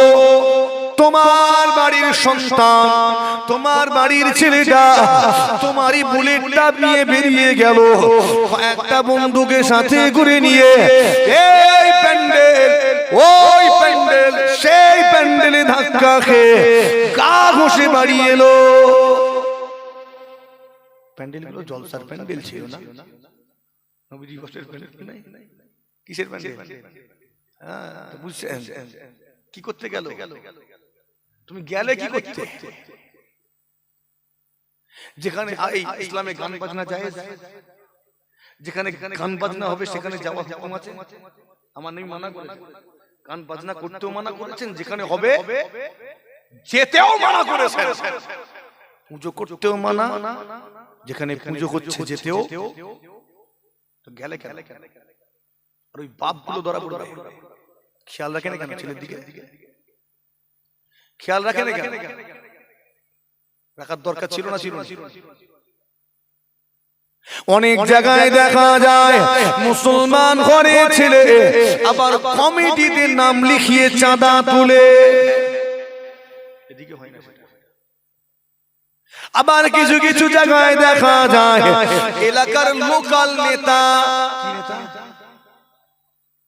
পাতি নেতা, লোকাল নেতা, পাতি নেতা, নেতা হওয়ার পরে নিজেকে ইন্টারন্যাশনাল লেভেলের নেতা ভাবতে শুরু করেছে। এমন হাবভাব, এমন মিজাজ, এমন চলন, তাই এখন সমাজে সম্প্রীতি ফিরানোর ঠেকা তিনি নিয়ে বসে গেছেন। সমাজে সম্প্রীতি রক্ষার দায়িত্ব তার কাঁধে। তাই কি করলেন? একদিন সুন্দর দল বল বানিয়ে সেজে গুজে হেলে ধুলে, সেজে গুজে হেলে ধুলে একটা ফোল্ডিং কাঁচি নিয়ে টুক করে ফিতা কেটে উদ্বোধন করে চলে এলেন। ঠিক বলছি না ভুল বলছি? এটাও ঠিক বলছি। তুই গেলি কেন ওখানে? কে যেতে বলেছিল? আল্লাহ যেতে বলেছে, আমার নবী বলেছেন। তো আমার নবী তোকে মানা করা সত্ত্বেও তুই গেলি কেন? নিজেকে মুসলমান বলে আল্লাহ বাগারো নিষেধ করলেন, ওয়াল আজলামু রিজসুম মিন আমালিশ শাইতান। আর ভাগ্য নির্ধারক তীরকে ব্যবহার করো না, লটারি কেটো না। গ্রামের মুখেই বসিয়ে দিয়েছে। আর খাজা বাবা লটারি সেন্টার, দোকানের কি নাম? নিজের চোখে দোকানটা দেখে এসেছি, বাস্তব খোদার কসম বলছি, নিজের চোখে দেখেছি। খাজা বাবা লটারি সেন্টার, দুটো লটারির দোকান পাশাপাশি আছে। একটা অন্যান্য ধর্মাবলম্বী মানুষ, তিনি তার ধর্মীয় গুরুর নাম দিয়ে খুলেছেন, সে তার ধর্মীয় নেতা একজন নাম দিয়ে খুলেছেন। যেমন হয় রে ভাই, এই চিন্তা করছে ও তো ওর ধর্মের নেতার নাম দিয়েছে, আমি কাঁদ দেবো। তাহলে আমি একটা আমার ধর্মীয় নেতার নাম দিই। তো খুঁজে খুঁজে খুঁজে খুঁজে পেয়ে গেল কাকে? আমার খাজা গরিবের নামাজ হুজুরকে বড় ভালোবাসে, তাই হুজুরের নাম দিয়ে খুলে দিল কি? খাজা বাবা লটারি সেন্টার। একটাও মিস যাবে না, প্রত্যেকটাই লেগে যাবে। ঠিক না বলবো? যে যাবে কাটবে কনফার্ম জান্নাতি নাকি? এই কনফার্ম জান্নাতি তো কি? হ্যাঁ, মদ খাবো তা আবার বিসমিল্লাহ বলে চাও না, বুঝবে বুঝবে আল্লাহ মাফ করে আমাদের সমাজে। আচ্ছা, এই যে আমি কথাগুলো বলছি, যদি মদের দোকানদার এখানে থাকে আমাকে খুব ভালোবাসবে, ভালোবাসবে না? কি বলছেন? লটারি দোকানদার আমায় ভালোবাসবে না? ভালোবাসবে? পরের বছর চাঁদা দেবে না? ও না দিয়াই ভালো। হারামখোরেরা মসজিদ মাদ্রাসা জলসায় চাঁদা দিবেনি, মানা করছি। আমাদের ইবাদতগুলোর 12টা বাজে পরিষ্কার করে। খারাপ লাগলো মনে হচ্ছে কথাটা। আমি গিয়ে মসজিদে নামাজ পড়বো, আমার ছেলেটা গিয়ে নামাজ পড়বে, তার ছেলেটা গিয়ে নামাজ পড়বে, দিয়ে দিল হারাম টাকা, একদম মার্বেল বসিয়ে দিল। পুরো খানদানে কজন আসবে সবার নামাজের 12টা বাজিয়ে দিল। ঠিক বলছি না? কারণ নামাজ কবুল হবে। যাবো কোথা? 12টা বেজিয়ে দিয়েছে, এই জন্য কাঁধে করে মুসাল্লা নিয়ে যেতে হয়। ওটা আলাদা আলাদা করে ওয়াজ বাড়িয়ে লাভ নেই, সতর্কতা অবলম্বন করেন। তো আমি যে আজকে আলোচনা করছি, মদের দোকানদার, মদ ব্যবসায়ী, জুয়ার আড্ডাখানা যারা খুলেছে, এরা আমাকে ভালোবাসবে না? রেগে যাবে, রাগ হবে। ঠিক এই কারণে আমার নবীর উপরেও সেদিন এদের রাগ হয়েছিল, রাগ হয়েছিল। আমার নবী পাক সাল্লাল্লাহু আলাইহি ওয়াসাল্লাম নারীর সম্মান বাড়িয়ে দিয়েছেন। কুফারে কুরাইশ নেতাগুলো খেপে গেল, নারীকে সম্পত্তির ভাগ দেওয়া করিয়েছেন, তাদের রাগ হয়ে গেল। আমার নবী পাক সাল্লাল্লাহু আলাইহি ওয়াসাল্লাম মদ হারাম করে দিয়েছেন, ব্যবসা জগে উঠে গেল। ঠিক বলছি না ভুল? ব্যবসা শেষ। আমার নবী পাক জুয়াকে হারাম করলেন, ক্যাসিনো গুলো বন্ধ হয়ে গেল, তালা পড়ে গেল, লটারি হারাম করে দিলেন, সব ব্যবসা গুটিয়ে গেল। আর একটা বিষয়, এই মদের ব্যবসা ধ্বংস করার জন্য আমার নবী পাক লাঠিয়াল বাহিনী পাঠাননি, হুমকি দেননি, ধুমকি দেননি। আমার নবী পাক তাদেরকে নিজের কাছে ডেকেও মানা করেননি, কিছুই বলেননি। কেবল নিজের সাথী, নিজের সাহাবাদের বললেন, বাবারা মদ পান করবে না। বলার সাথে সাথে ব্যবসা ধ্বংস হয়ে গেল। বললেন জুয়া খেলবি না, ব্যবসায়ীরা মাথায় হাত দিয়ে বসে গেল। নবী আমার বললেন সুদ হারাম, কাবলিওয়ালা গুলো চাটাই গুটিয়ে নিল। কথা ঠিক না ভুল? ও এমনি বন্ধ হয়ে গেল, সব ব্যবসায়ীদের রাগ হয়ে গেল। তারা একটা জায়গায় মিটিং করলো, মুহাম্মদকে বাঁচিয়ে রাখা যাবে না, যদি বেঁচে থাকে আগামী দিনে আমাদের আরো ক্ষতি হয়ে যাবে, মুহাম্মদকে দুনিয়া জমিন থেকে তুলে দিতে হবে। তাই কি করলো, উটের ভুঁড়ি নিয়ে গিয়ে চাপিয়ে দিল, পথে কাঁটা বিছিয়ে রাখলো, গর্ত খুঁড়ে রাখলো, কুয়া খুঁড়ে রাখলো। আমার নবী পাক গর্তে পড়ে মারা যাবে। ও নওজওয়ানেরা, প্রত্যেকবারে আল্লাহ তার প্রিয় হাবিবকে হেফাজত করেছেন। আমার নবী পাক সাল্লাল্লাহু আলাইহি ওয়াসাল্লামের উপরে এত রাগ, নবী আমার তায়েফের জমিনে গেলেন, সেখানেও আমার নবীকে টিকতে দিল না। কিন্তু আমার নবী আমাদের এত ভালোবাসেন, এত মুহাব্বত করেন, এতটা পিয়ার করেন, আমাদের কিন্তু ভুলে গেলেন না। তিনি কলেমার প্রচার বন্ধ করে দিতে পারতেন, তাহলে কি হতো, এই মানুষগুলো তো জাহান্নামী হয়ে যেত। এদেরকে জান্নাতি বানাতে হবে, জান্নাতি বানাতে হবে। তাই এদের কাছে কলেমা পৌঁছে দিতে হবে। আমার নবী পাক আমাদের কাছে কলেমা পৌঁছে দিবার জন্য কত ত্যাগ স্বীকার করলেন, প্রাণের আশঙ্কা দেখা দিল। নবী আমার রাতের অন্ধকারে সব দায়িত্ব নিজের জামাতা আলীকে বুঝিয়ে দিয়ে কি করলেন, প্রাণের আশঙ্কা দেখা দিবার জন্য নিজের জন্মভূমি ত্যাগ করে রাতের অন্ধকারে বেরিয়ে বললেন, ওই পাহাড়ে গিয়ে লুকিয়ে থাকলেন। কাফেরেরা সেই পাহাড়ে সেই গুহার মুখটা পর্যন্ত পৌঁছে গেল। আমার নবী আতঙ্কিত হয়ে কলেমা পৌঁছে দেওয়া বন্ধ করে দিলেন না। কত ভালোবাসেন, কতটা মুহাব্বত করেন। ওখান থেকে হিজরত করলেন একটা অজানা অচেনা জায়গা, সেখানে গিয়ে আমার নবী আমাদের ভুলে গেলেন না। ওখানে গিয়েও কলেমা প্রচার করলেন। ও মুসলমান, আজ মদিনার মসজিদে সবুজ গম্বুজের নিচে আমার নবী আপনার আমার কথাই ভাবতে লেগেছে। কতটা ভালোবাসেন আমাদের, কতটা মুহাব্বত করেন, পিয়ার করেন। এত দরদি আর কে আছে, এতটা ভালো আর কে বাসতে পারে? ও মুসলমান, কবরে চলে যাব, আমার নবী সেখানেও তো থাকবে, থাকবে না? থাকবে। এতটা ভালোবাসেন, হাউজে কাউসারেও থাকবে। গুনাহগার উম্মতদেরকে হাউজে কাউসারের শরাবান তুহুরা পান করাবে। জি হ্যাঁ, মাশারে ময়দানেও আমার আমার নবী আপনাকে আমাকে ছেড়ে দিবেন না, মিজানেও থাকবেন, সিরাতেও থাকবেন, এমন কি যদি জাহান্নামীও হয়ে যায় তথাপিও আমার নবী আমাদের ভুলে যাবেন না, আমাদেরকে ছেড়ে দিবেন না। জাহান্নামের আগুনে জ্বলবো, পুড়বো, আমার নবী পাক আল্লাহর কাছে সিজদায় পড়ে কাঁদবেন, ও রব্বি আল্লাহ, আমার গুনাহগার জাহান্নামী উম্মতদের নাজাত দিন। আল্লাহ একটা দলকে নাজাত দিবেন। হে আমার হাবিব, এবারে সিজদা থেকে মাথা তুলুন। আমার নবী বলবেন, আল্লাহ এখনো অনেক আমার গুনাহগার উম্মতি আছে যারা জাহান্নামের শাস্তি ভোগ করছেন, আল্লাহ তাদেরকে নাজাত দিন। আর একদলকে আল্লাহ নাজাত দিবেন।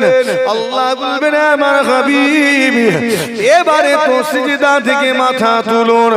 আমার নবী বলবেন, আল্লাহ এখনো অনেক গুনাহগার জাহান্নামী উম্মত আছে, নাজাত দিন।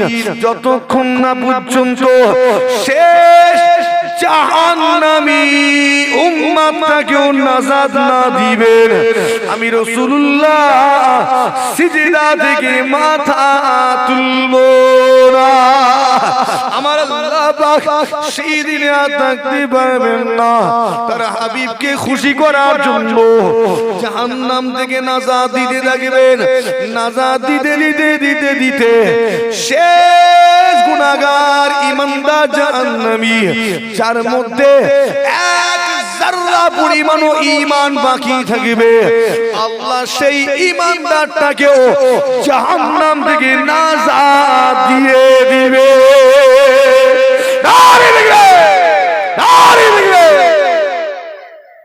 এজন্যই তো আজকের দিনে বলি, ইয়া রাসূলুল্লাহ আপনাকে ভালোবাসি, ইয়া রাসূলুল্লাহ আপনাকে ভালোবাসি, নিজের মা বাপের চেয়েও বেশি, নিজের বিবি ছেলে পুলের চেয়েও বেশি আপনাকে ভালোবাসি, দুনিয়ার সমস্ত মানুষের চেয়েও বেশি। ইয়া রাসূলুল্লাহ আপনাকে ভালোবাসি, নিজের জানের চেয়েও বেশি। জোরে হয় না সুবহানাল্লাহ। এজন্যই আজকের দিনে আমরা বলি, আই লাভ মুহাম্মদ সাল্লাল্লাহু আলাইহি ওয়াসাল্লাম, আই লাভ মুহাম্মদ সাল্লাল্লাহু আলাইহি ওয়াসাল্লাম, উই লাভ মুহাম্মদ সাল্লাল্লাহু আলাইহি ওয়াসাল্লাম। একবার জোরে হবে না সুবহান, আর একটু জোরে হবে না সুবহান। আর বাড়াবো না, সংক্ষেপ করি। হাজির হয়েছিলাম, অনেক কথা বললাম, রাগটা হলো নাকি? রাগ হয়নি, যে আলোচনা করেছি রাগ হওয়ারই তো কথা। আমাদের সব কথা কে বলতে বলেছিল? আপনি তো সিম্পল ঘটনা বলে বেরিয়ে যেতে পারতেন, কোনো অসুবিধা ছিল না, কেন সব বলতে গেলেন? ভাবলাম একটু বলা দরকার। এই বিষয়টা নিয়ে কয়েকটা দিন আমি চিন্তা করেছি, বলছি ঠিক করছি না ভুল করছি? আল্লাহ যেন যতদিন বাঁচিয়ে রাখবেন হক কথা বলার তৌফিক দেন, নির্ভয়ে আল্লাহ যেন হক বলার তৌফিক দেন, যেন হকের উপরে কায়েম রাখেন, মানুষকে হকের প্রতি আহ্বান করার তৌফিক দেন। বলি আল্লাহুম্মা আমিন।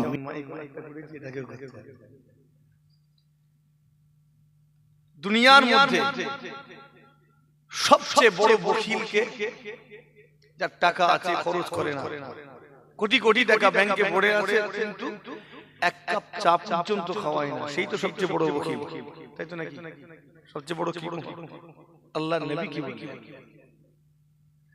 যে ব্যক্তিটা আমি রাসূলুল্লাহ আমার প্রতি দরুদ শরীফ টুকু তিলাওয়াত করলো না, ওই ব্যক্তিটা হলো সবচেয়ে বড় কৃপণ, সবচেয়ে বড় বখিল, সবচেয়ে বড় কঞ্জুস। সতর্কতা অবলম্বন করবেন, নামটা যেন বখিলের খাতায় না ওঠে। দুনিয়ার কোন ইমানদার যখনই আমার নবী পাকের নাম মোবারক শুনে অথবা নেয়, উচ্চারণ করে অথবা নাম শুনে, ওই ব্যক্তিটার উপরে আমার নবী পাকের প্রতি দরুদ শরীফ তেলাওয়াত করাটা ওয়াজিব হয়ে যায়। জোরে হয় না সুবহানাল্লাহ? বাধ্যতামূলক তোমাকে দরুদ শরীফ পড়তেই হবে। যদি না পড়ি আমরা তাহলে গুনাহগার হয়ে যাব, ওয়াজিব ছেড়ে দেওয়ার গুনাহ হবে। অতএব সতর্কতা অবলম্বন করব। আল্লাহ তৌফিক দেন। দরুদ শরীফ তেলাওয়াতের আগে আওয়াজটা দেখে নেব, নারে তাকবীর, আরো বাড়াতে হবে, নারে তাকবীর। সিলসিলায়ে হক মুজাদ্দিদিস জামান দাদা পীরের হক সিলসিলা নারে এই আওয়াজ বজায় রেখে মুহাব্বতে দরুদ শরীফ তিলাওয়াত করি আল্লাহুম্মা সাল্লি আলা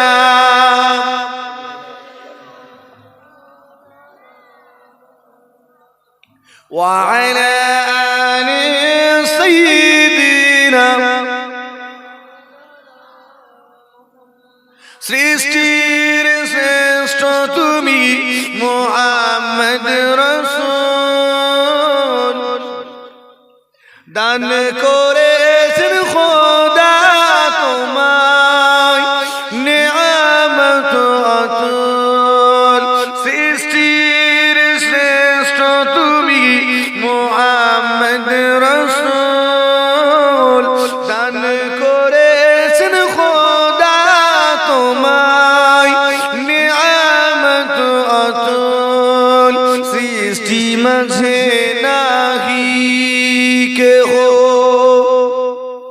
সৃষ্টি মাঝে নাহি কে গো তোমার সমতুল তোমার নামে পড়তে দরুদ মোরা করব না কবুল আল্লাহুম্মা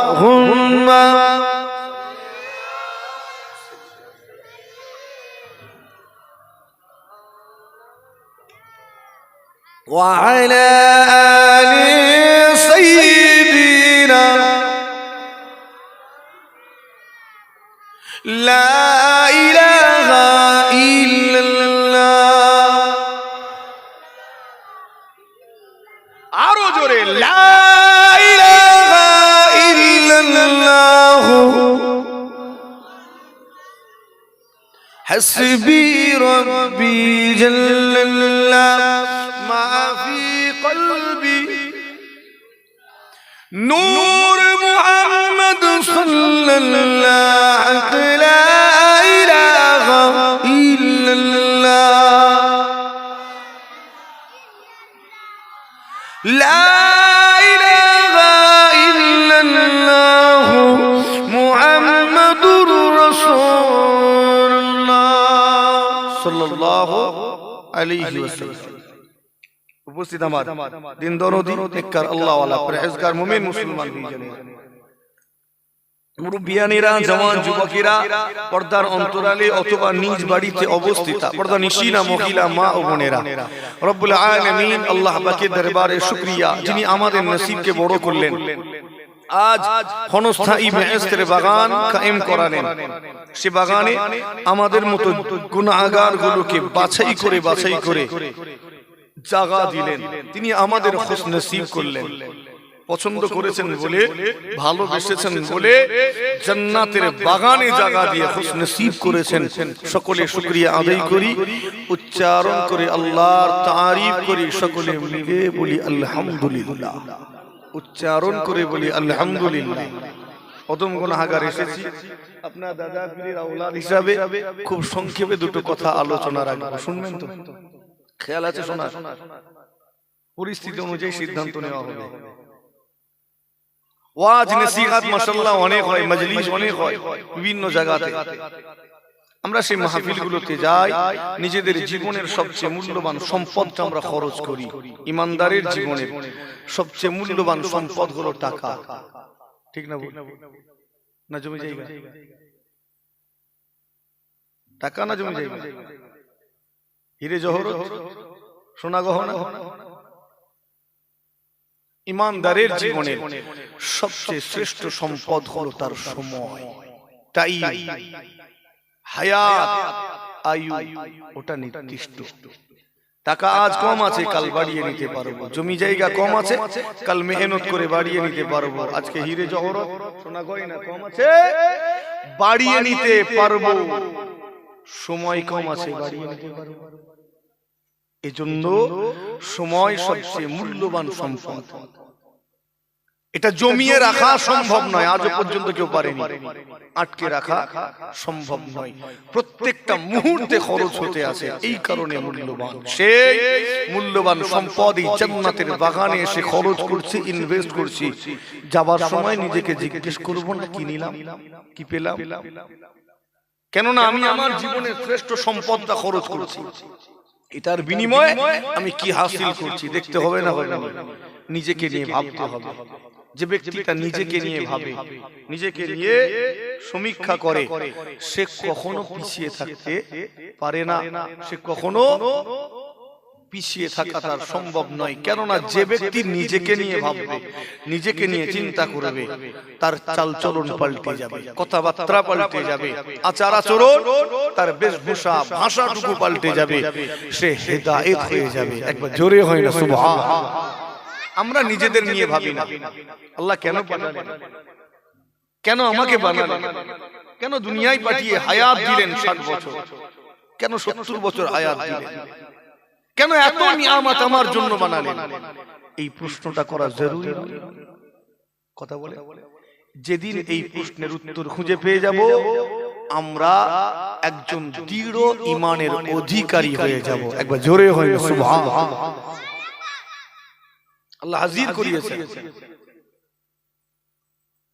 আজকে দিনে মাহফিল গুলো হয় বিভিন্ন জায়গাতে, কিছু মানুষ এই ধরনের মাহফিলের আবার বিরোধিতাও করে। আমি জানি না এখানে কেউ করেন কিনা। বলে কি হবে রে জলসা দিয়ে, কি লাভ? বলে না, বলে বলে এখানে বলে, এখানে বলে। তো কিছু কিছু মানুষ বলে, আমি লক্ষ্য করে দেখেছি যারা বলে এরা অ্যাকচুয়াল জলসার বিরোধিতা করার জন্য বলে না। এরা কেন বলে জানেন? যাতে চাঁদা দিতে না হয়। ঠিক না? যখন চাঁদা চাইতে যাওয়া হয় তখনই টেম্পার নিয়ে নাই, কি হবে সব জলসা দিয়ে, কি লাভ, তখন।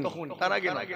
অন্যান্য মজলিসে যেখানে চাঁদা দিতে হয় না, চলে যায়, গিয়ে বসে একটু তাবারুকও নেয়। ঠিক না বলবো? আপনি চাঁদা দিতে পারবেন না, আপনি বলে দেন ভাই আমি পারবো না, কিন্তু খবরদার এই সব মাহফিল গুলোকে দায়ী করবেন না, মাহফিলকে দোষ দেবেন না। এই দোষটা দেওয়াটা আপনার ভুল হচ্ছে। কেননা আপনি যে মাহফিলের দিকে আঙ্গুল তুলছেন, এই মাহফিলের কারণে আমরা অনেক ফায়দা পাই। কথা ঠিক না ভুল? পাই তো নাকি? প্রথম ফায়দা, যে গ্রামে মাহফিল কায়েম হয়, আল্লাহ ওই গ্রামটাকে বালা মুসিবত, বিপদ আপদ, গজব থেকে হেফাজত করেন। জোরে হয় না সুবহান। যখন কায়েম করা হয়, মানুষগুলো দান করে, দানশীল হয়ে যায়। সওয়াব 1 টাকা দান করলে 10 টাকার সওয়াব। একবার জোরে হয় না, আস্তে করে হয় না সুবহানাল্লাহ। হেঁটে হেঁটে যখন মাহফিলে আসি, প্রত্যেক কদমের ওসিলায় 10টি করে গুনাহ মাফ হয়, 10টি নেকি পাওয়া যায়, 10টি সম্মানকেও আল্লাহ বাড়িয়ে দেন। জোরে হয় না সুবহানাল্লাহ। এই বারবার সুবহানাল্লাহ বলতে হচ্ছে, অসুবিধা নেই তো? এটারও বলবো। এবার এখানে বসেছি, জান্নাতের বাগানে আল্লাহর রহমত বর্ষণ হয়। আমরা এই মুহূর্তে আল্লাহ পাকের একটি রহমত, একাধিক রহমত পাচ্ছি। একবার জোরে হয় না সুবহানাল্লাহ। এবার এখানে দরুদ শরীফ পড়া হয়। দরুদ শরীফের ফজিলত আমরা সবাই জানি। কালেমা শরীফ পড়া হয়, যে কালেমা শরীফ পার্থক্য করে দেয় মুমিন আর ঈমানি।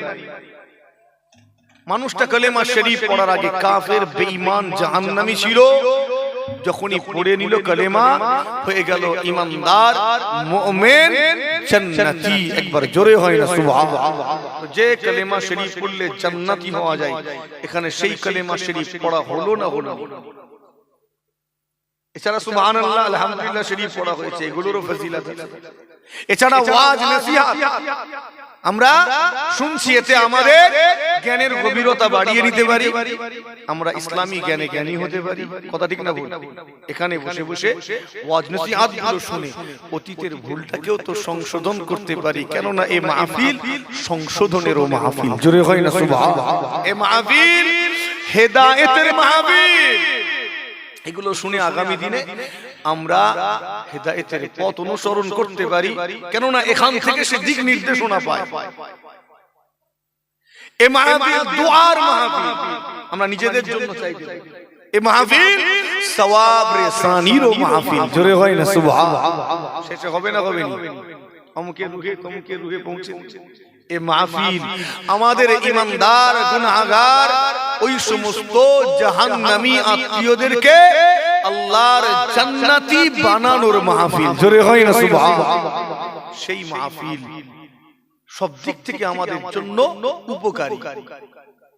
খালি আপনি বলে দিলেন চাঁদা দিবার হয়েছে, কি হবে জলসা দিয়ে, চলেন বন্ধ করা হোক, ক্ষতি হবে?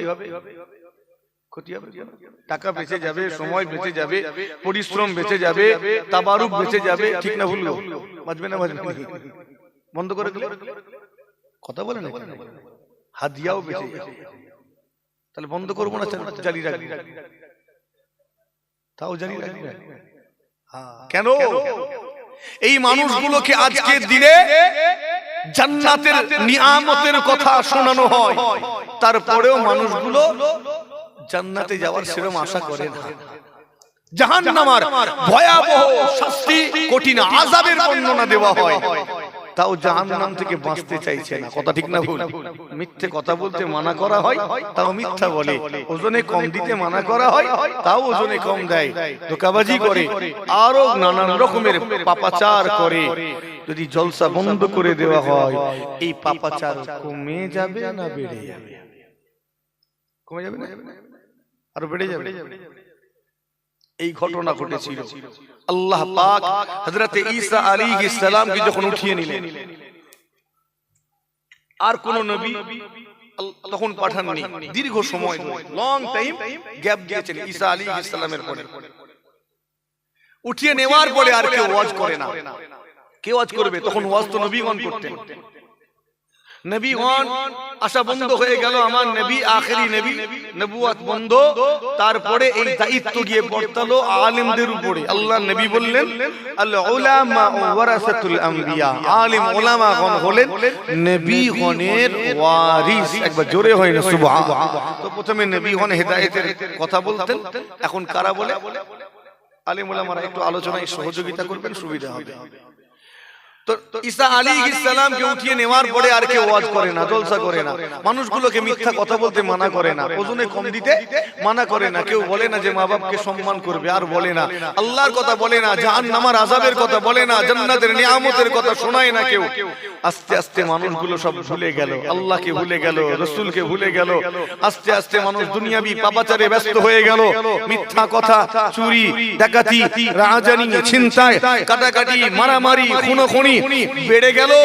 মানুষের মধ্যে অধঃপতন দেখা দিল, এমন এতটাই নিচে নেমে গেল, মানুষ মদ, জুয়া, লটারি, সাট্টা, পাশা, নানান রকম ওয়াহিয়াতি কাজে ব্যস্ত।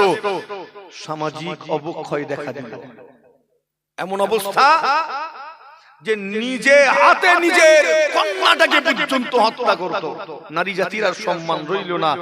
মেয়েগুলো সব বাড়ির বাইরে অর্ধ উলঙ্গ অবস্থায় ঘুরে বেড়াতে লাগলো। কথা ঠিক বলছি না ভুল? হ্যাঁ, যুগটার নাম আইয়ামে জাহেলিয়া, অন্ধকার আচ্ছন্ন সেই মূর্খতার যুগটা। অতঃপর আমার নবী পাক সাল্লাল্লাহু আলাইহি ওয়াসাল্লাম তাশরীফ আনলেন, আবার দাওয়াত দিলেন, ওয়াজ নসিহত করলেন।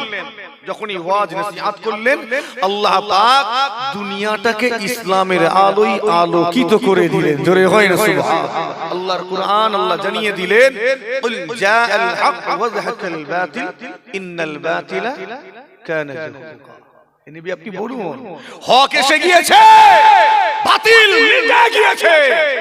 বাতিলকে মিটতেই হবে, ওটা মিটারই জিনিস। কথা ঠিক না ভুল? ওকে মিটতে হবে, ও মিটার জন্যই তো আসে। আল্লাহ হককে আবার জিন্দা করে, সেটা চলছে। নবী নবুয়ত সে আলেমরা চেষ্টা চালিয়ে যাচ্ছে। এখন যদি এই ওয়াজ আবার বন্ধ হয়, পাপাচার আবার বাড়বে। বাড়বে না বাড়বে? এই যুগটা আমার নবী পাকের যুগ, জাহেলিয়া যুগটা ফিরে আসবে না। আমার নবী পাক সাল্লাল্লাহু আলাইহি ওয়াসাল্লাম তাশরীফ আনা থেকে নিয়ে কিয়ামত পর্যন্ত পুরো টাইমটা আমার নবী পাকের যত মানুষ আসবে সব আমার নবীর উম্মত। একবার জোরে হয় না সুবহানাল্লাহ। তাহলে টাইমটা কার চলছে এখন? আমার নবী পাকের। আর সেই যুগটা ফিরে আসবে। আর আসবে না, যুগ আর আসবে না। তবে ওই যুগের প্রত্যেকটা কৃত কর্ম একটা একটা করে আপনার আমার সমাজে ফিরে ফিরে আসবে, আসতেই হবে, না এলে দুনিয়া ধ্বংস হবে না। আর একটা কথা বলে রাখি, কোন ঈমানদার কিয়ামত দেখতে পাবে না। আপনার যদি ঈমান থাকে, নিশ্চিত থাকেন কিয়ামত আপনি দেখতে পাবেন না, কেননা তার আগেই তো তুলে নেওয়া হবে। লা তাকুমুস সাআত হাত্তা ইয়াকুলা ফিল আরদি আল্লাহ আল্লাহ। যতদিন আল্লাহ বলনেওয়ালা দুনিয়ায় থাকবে, আল্লাহ ততদিন দুনিয়া ধ্বংস করবেন না। শেষ আল্লাহ বলনেওয়ালাটাকেও যখন আল্লাহ তুলে নেবে, তারপরে তো দুনিয়া ধ্বংস হবে। কথা ঠিক না ভুল? তুলে নেওয়ার পরে ও দেখতে পেল, আপনার ছেলেটারও যদি ঈমান থাকে ও দেখতে পাবে। কিয়ামত হবে বেঈমানদের উপর, কাফেরদের, অস্বীকারীদের। সালাম পড়ব আল্লাহর হাবিবের দরবারে, একটু গুটিয়ে গাটিয়ে সামনে দিকে আসবে।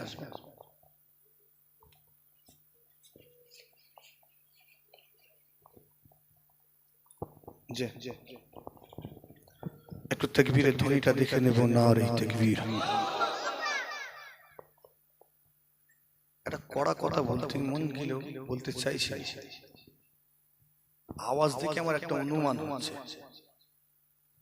আওয়াজ একটু উঁচু করেন না। নারে তাকবীর। একই মজলিস, আগের তাকবীর আর এই তাকবীরটাকে ঝেড়ে একটা মুগুরের ঘা না দিলে আমরা পাল্টাবো না। নারে তাকবীর। সিলসিলায়ে হক মুজাদ্দিদিজ জামান, দাদা পীরের হক সিলসিলা। নারে তাকবীর। শেষের আওয়াজটা বজায় রাখবেন। সালামে নজরানা আমার নবীকে ভালোবেসে পেশ করি। ইয়া নবী সালাম,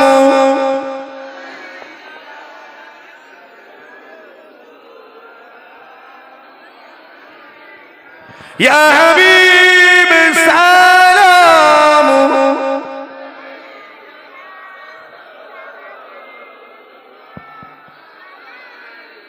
طلع البدر علينا من ثنيات الوداع وجب الشكر علينا ما دعا لله داعي. يا نبي سلام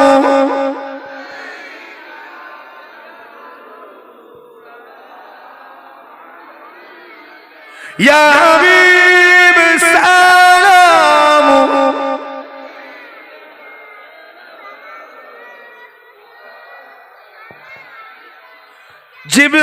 জিবরাইল দিলে যে খুলে দাও আসমানের দুয়ার, এসেছে নবীদের সরদার করিতে আল্লাহর দিদার। ইয়া নবী সালাম, ইয়া রাসূল সালাম, ইয়া হাবিব সালাম আলাইকা সালাওয়াতুল্লাহ আলাইকা।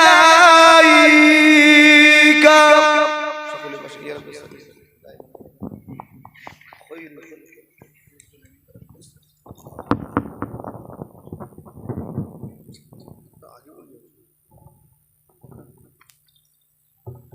بلغ العلا بكماله كشف الدجى بجماله حسنت جميع خصاله صلوا عليه وآله.